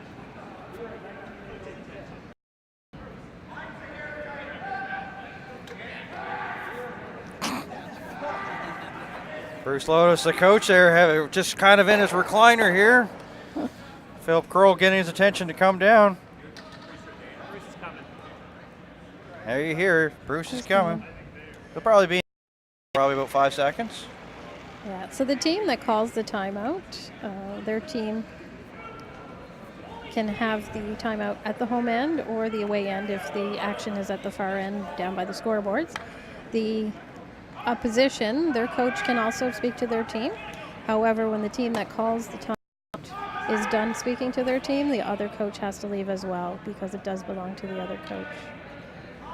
So not meaning to, pick on Bruce, but of course he coaches Julie McAvoy's team, so he's doing double duty here. So that's long days. So yeah, I asked him if he brought his pillow with him today. He laughed at me. But a great resource for that team, the experience that Bruce brings to the teams as far as strategy, ice reading, rock matching, things like that. Great asset to any team. Lives and breathes curling, he does.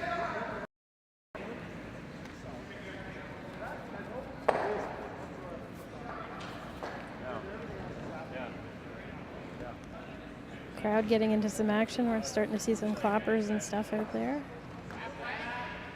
Yeah, we're going to find, and folks listening or watching online are also going to hear that things are going to start to get a little bit more intense, as you say, with like the clappers and stuff.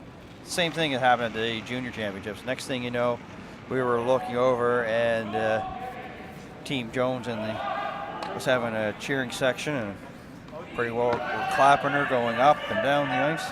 Yeah, I asked a few of the junior players because they don't play a lot of events where they're spectators.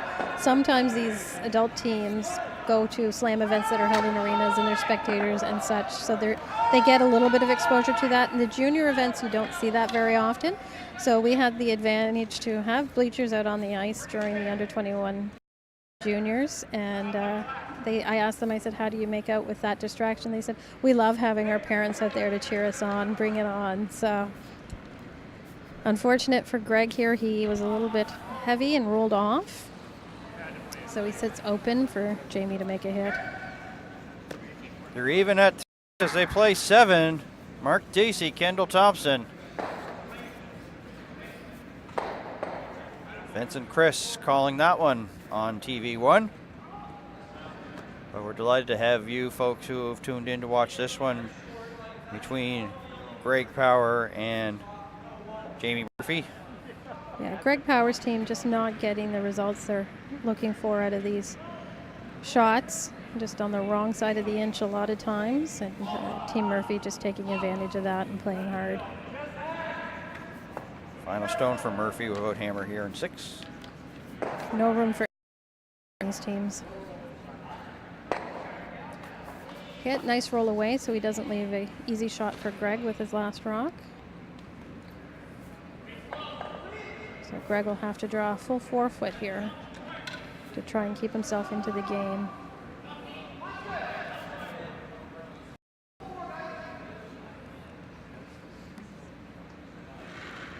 Yeah, it's been a steal party here for Murphy. He stole 2 in 4 and 1 in the 5th. Very much in control of the game. Pretty well from the start. Yeah, you got 2 in the first, and you had a single point in 3, and then we talked about the steals there in the 4th and the 5th. So it definitely hasn't been an easy afternoon, evening here for this power foursome out of the Halifax Curling Club. And we see the final stone on its way here from Greg Power. Drawn against 2 yellow stones. Needs a piece of the 4-foot. Graham Waite and Greg Rayfuse. Getting low and dragging it as far as they can. Between the 2 Gregs and a last name Graham. And that's got to feel good for him. He'll get a single point here. Make it 6-2 as we head to the 7th. Murphy will get the hammer this time. Sometimes this change of momentum may be enough for Power to perhaps get a few points on the board and start to inch their way back. Some teams play better without the hammer. We'll see how they adapt here in this next end. Oh, yeah. So we see our little huddle, and in a few seconds we'll be off and running.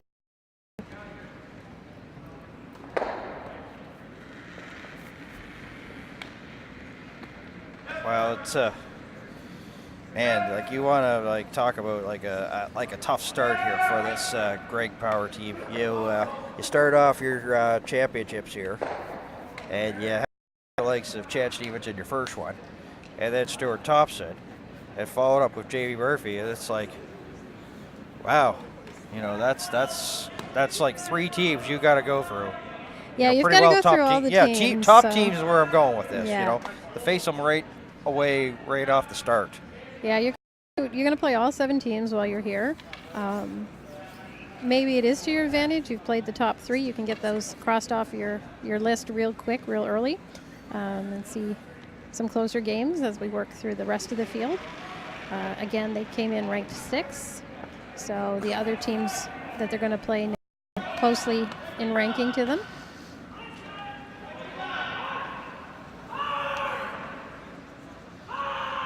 So a guard just over the hog line.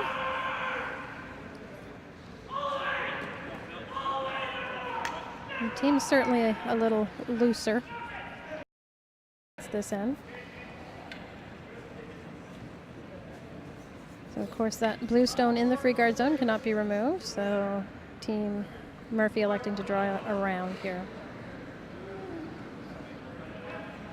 Zachary and Fleming. There, nothing they have to do yet. Now, as soon as I say that, Zachary gives it a slight brush. Yeah, if they sweep it to carry the weight, it may overcurl at the other side of the blue. So by Scott sweeping that side, it may maintain the line a little bit longer for them. All these things to learn about sweeping now. At one time, you just put your head down and you swept in front of the stone when the skipper told you. Now you have to be able to read the ice, know which way it's curling, which direction you want to sweep. Do you want it to curl? Which position you need to be. Yeah. And we saw Jen Baxter, who can almost go around, completely around the rock and change sides. That mixed doubles experience that she has where she can sweep both sides of the rock.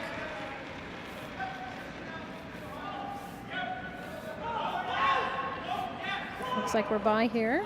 It'd be nice to be corner frozen on this blue and set yourself up later on. And get 2 guards. It'll work.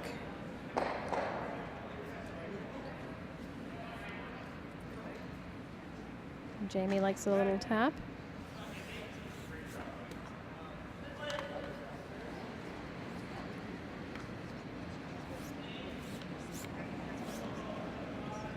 Stuart Thompson got 2 in the 6 and now leads Fleming 7-5.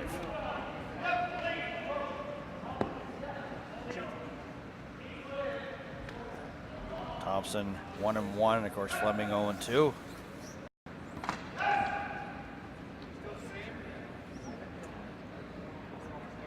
So didn't quite curl as much as they expected here. Just nudged the yellow a little bit more behind cover and rolled off of it.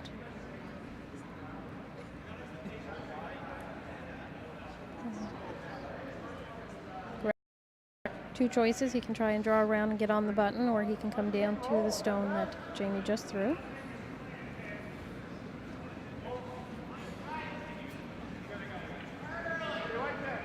I think if there's rocks in the rings right now, you want to try to use them to your advantage, perhaps freeze to them or jiggle them around a little bit. You can use them to your advantage.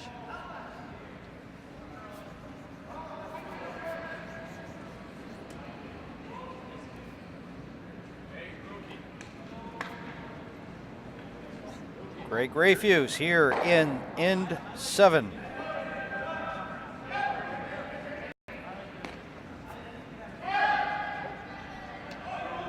Looking to come down to the yellow. They're trying to go hard. You hear them. They buy that front yellow. A little redirection to sit in front of the other. That'll work out well for them.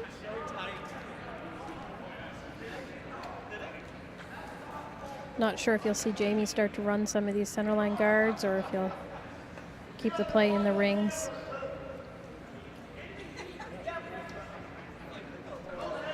He likes sitting on it. So give it a little hit and nudge and stay right where the blue stone is. If he can hit it a little bit off of nose, he might be able to squirt it out a little bit.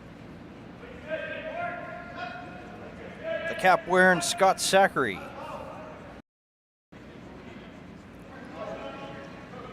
Kroll getting a workout here on this one. See if we can squirt that blue one a little bit. No. They'll Locked just, on. Yep. Punch that yellow out. Blue might have moved maybe just a little bit, and yellow's touching the center line. Yeah, I think Greg could probably raise this blue into the 4-foot, and Jamie wouldn't really have a run back on those yellows the way they're staggered. And as you see here, if you could roll over to the outside, Jamie may opt to play that and stay away from the center for him for a little bit.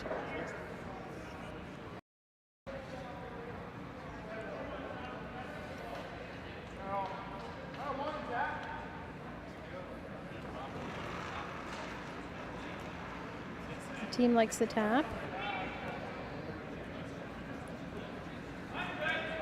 If Greg can corner freeze onto this yellow here, he may set himself up to make a shot on those yellows, potentially get them out of the way and leave his blue rocks in there.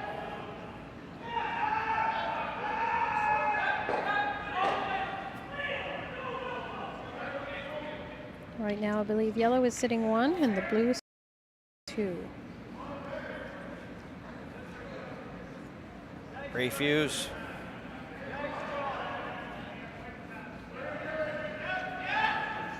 And now here is Graham. We're going to get the tap on the blue, raise it up a little bit. I just noticed something. With Refuse throwing, the front end is Graham Weigel, which is the third name. Yes, and there's 2 Gregs. Yeah. That's not confusing at all. I'm about ready to say Graham and Weigel. It's like it's. I can just imagine the people who are, of course, family members probably watching back home. It's Graham Weigel, but it's Graham the lead and Weigel the third. Yeah. Yeah. Scott Graham is throwing first stones, and Graham Weigel is throwing our third stones. See Paul So Fleming back taking. double. Yeah. Great Took a shot. break on that one. Yeah, great shot by Scott here, and even rolled his shooter over to protect his other set of yellows a little better. A little bit of room, perhaps, for Greg to get into the 4-foot. It would be tight. The stones aren't getting the finish out of them that we would like, so wrapping around those yellow could be a little difficult.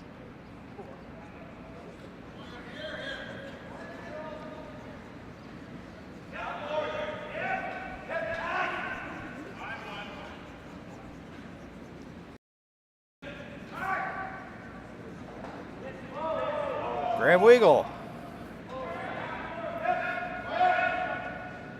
Mentioned earlier in the broadcast, runner-up to Matthew Manuel in the junior championships.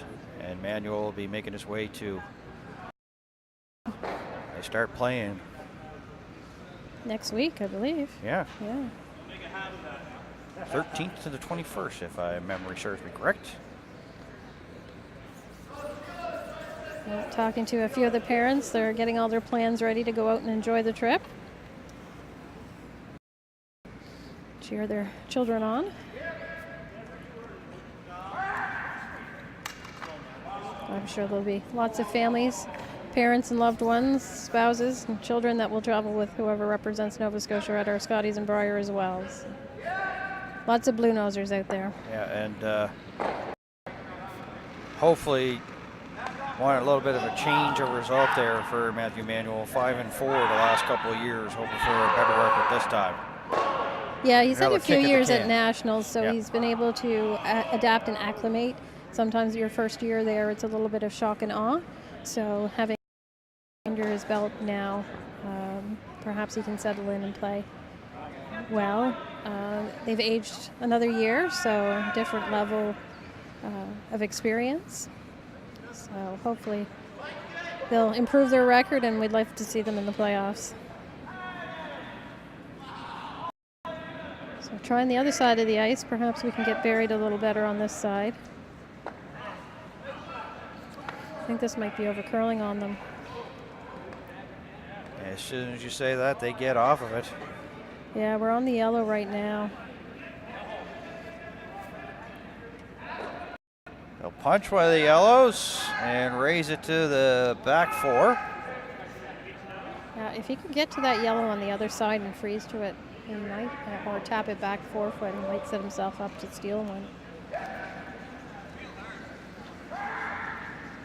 Although the way the Murphy team's playing, safe. So Paul Fleming coming down to take a look at where exactly every shot is.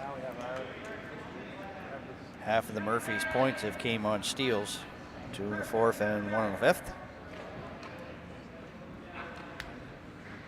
As you mentioned, solid game, and they're cooking with gas right now. Yeah, you play a game you don't expect the other team to miss, so you've got to make sure you don't make any errors on your part. And, It's draw number 3 here of the Nova Scotia Deloitte Tankard here in Belfast 1. Dan Hobson alongside Karen Skiffington. And our producer is Chuck Calder as we just passed 6 o'clock. Glad you can join us. Murphy came in at 1-1, Power at 0-2. Team Murphy looking to draw in here. Freeze to their own, sitting on the just behind the tee line. Of course, Jamie Murphy indicated that if you do tap it back a little bit, that's okay, but ideally we'd like to get in here and tap something into the button. And does. Deloitte 2. With the lonely blue one in there.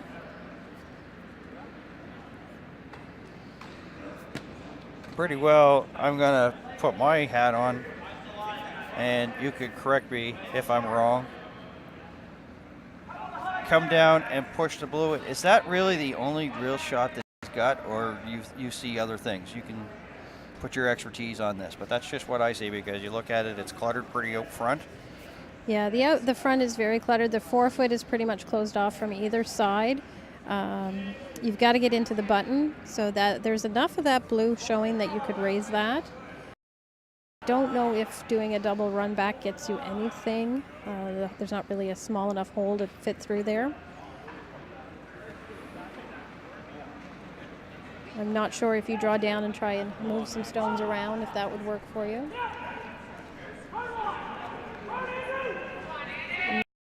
The side where Scott Graham is standing, if you could get into corner frozen on one of the yellow there at the back tee. Updating things from sheets B and E. I'll start with B here. Stuart Thompson, 2 points there in the 7th end. 9-5 as they play the 8th. Paul Affer looks like he's offering advice from the back, but he's just having a discussion there with Jamie. It almost appeared like he was pointing what shots they could do with the broom. The angles that we see it added. Brad McDougall single point. Sheet E. Stephen still up top, 5-2 as they play the 8th. Looks like Greg Power here might try to draw the forefoot on the outside. He could always raise it in with his last stone.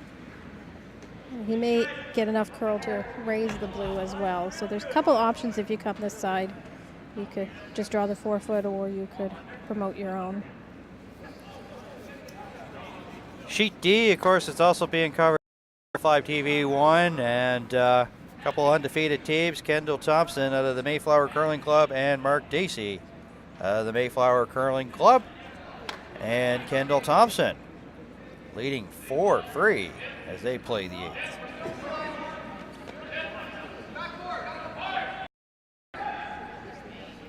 Brushing hard on this one. They keep the line. I think we're going to see them on the front blue one here. They push the blue, but they don't get it in, and they push those yellows even back further. If we keep wiggling those yellow ones to the back behind, they work to our advantage because we can go into the pocket if we're blue. We just need to have a road to the pocket.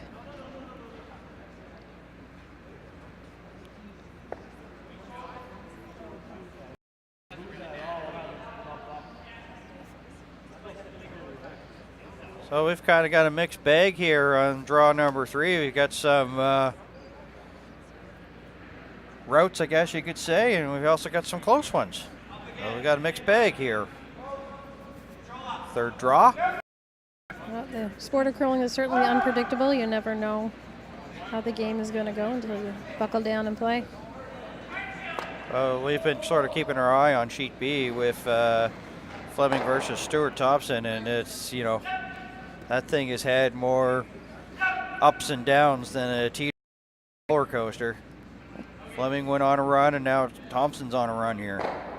Yeah, if you look at the scoreboard, Fleming scored in 2 ends, whereas Stuart Thompson scored in 5 ends now. So if you look at that, I think perhaps if we were dedicated to watching that game, Stuart Thompson around the fourth end took control of that game, and in control since.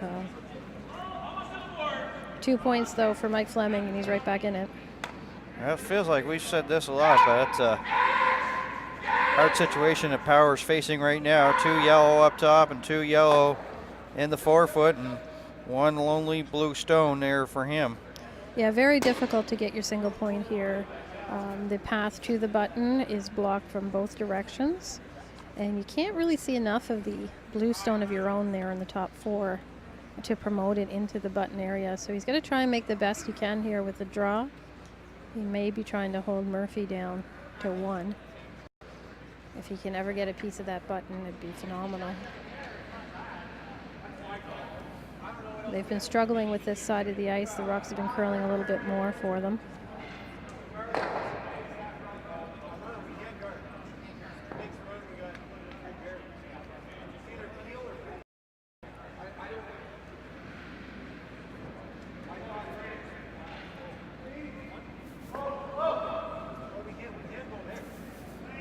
He knew coming into this one it was going to be not an easy one here for Greg Power.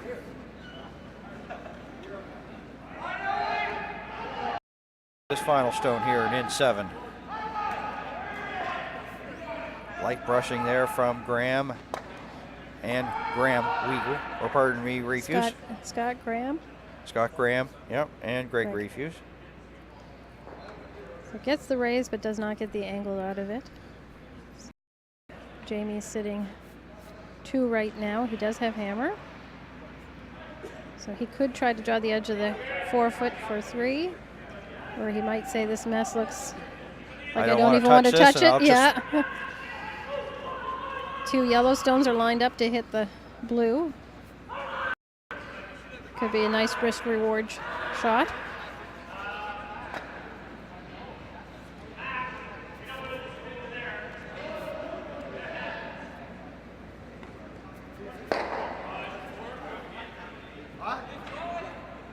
I enjoy the men's games. They read the well and know where every rock's going to end up. Okay. Thought we were going to hit, and partway down we've changed it to the draw.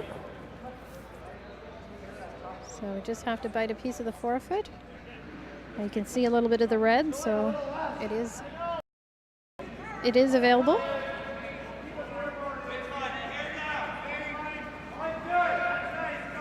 Here is the final stone on its way here from Jamie Murphy from the Halifax Curling Club.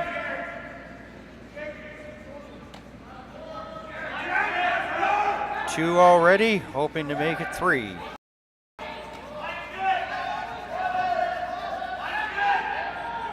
Zachary and Kroll. Line looks good. If they get enough weight to get it there. A little bit light. A little bit light. 2, but A-OK. So 2 for Team Murphy. See if waiting from confirmation from the umpires, I believe. There is a minimum number of ends that need to be played. They can, with approval of the umpire, finish after 7 if they so they're just waiting to see if they can find an umpire to confirm that. I think Team Power wants to rest and recuperate and shake this one off and come back tomorrow morning strong.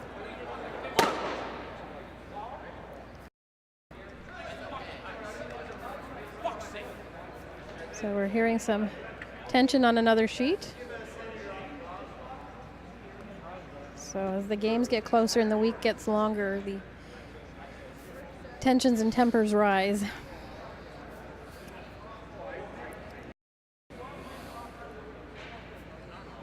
So I think we're about ready to wrap up on our sheet. Yeah, you hear Jamie calling for an official, so.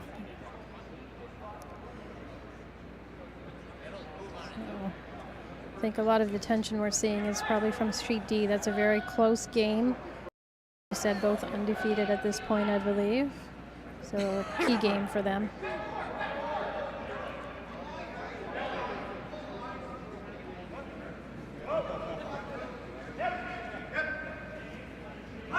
See our team there and enjoying some shot making on the other side.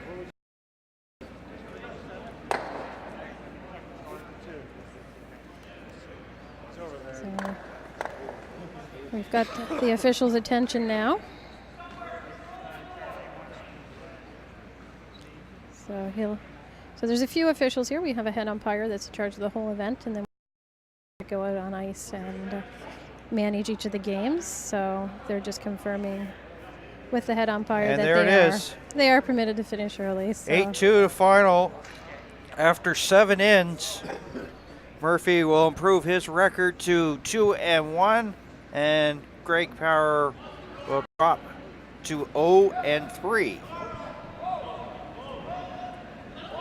So it was pretty well Murphy from the opening rock till the end, and pretty well getting 2 in the first and steals in the 4th and 5th, and of course he had the hammer in 3-0 after 3. He made it 3-1 after 3, and then got of course the steal of 2, make it at 5-1, and another steal in the 5th, 6-1.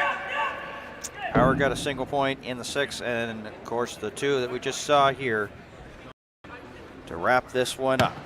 So Murphy, as I mentioned, goes to 2-1, Power to 0-3 in the battle of the Halifax curling clubs. We'll wrap things up here on Bell 5 TV1's coverage of draw number 3 of the Nova Scotia Deloitte Tankard. For my broadcast colleague Karen Skiffing, producer Chuck Calder, Dan Hobson saying so long. Thank you for watching Bell 5 TV1's coverage of the Nova Scotia Deloitte Tankard on TV1. Good night for now.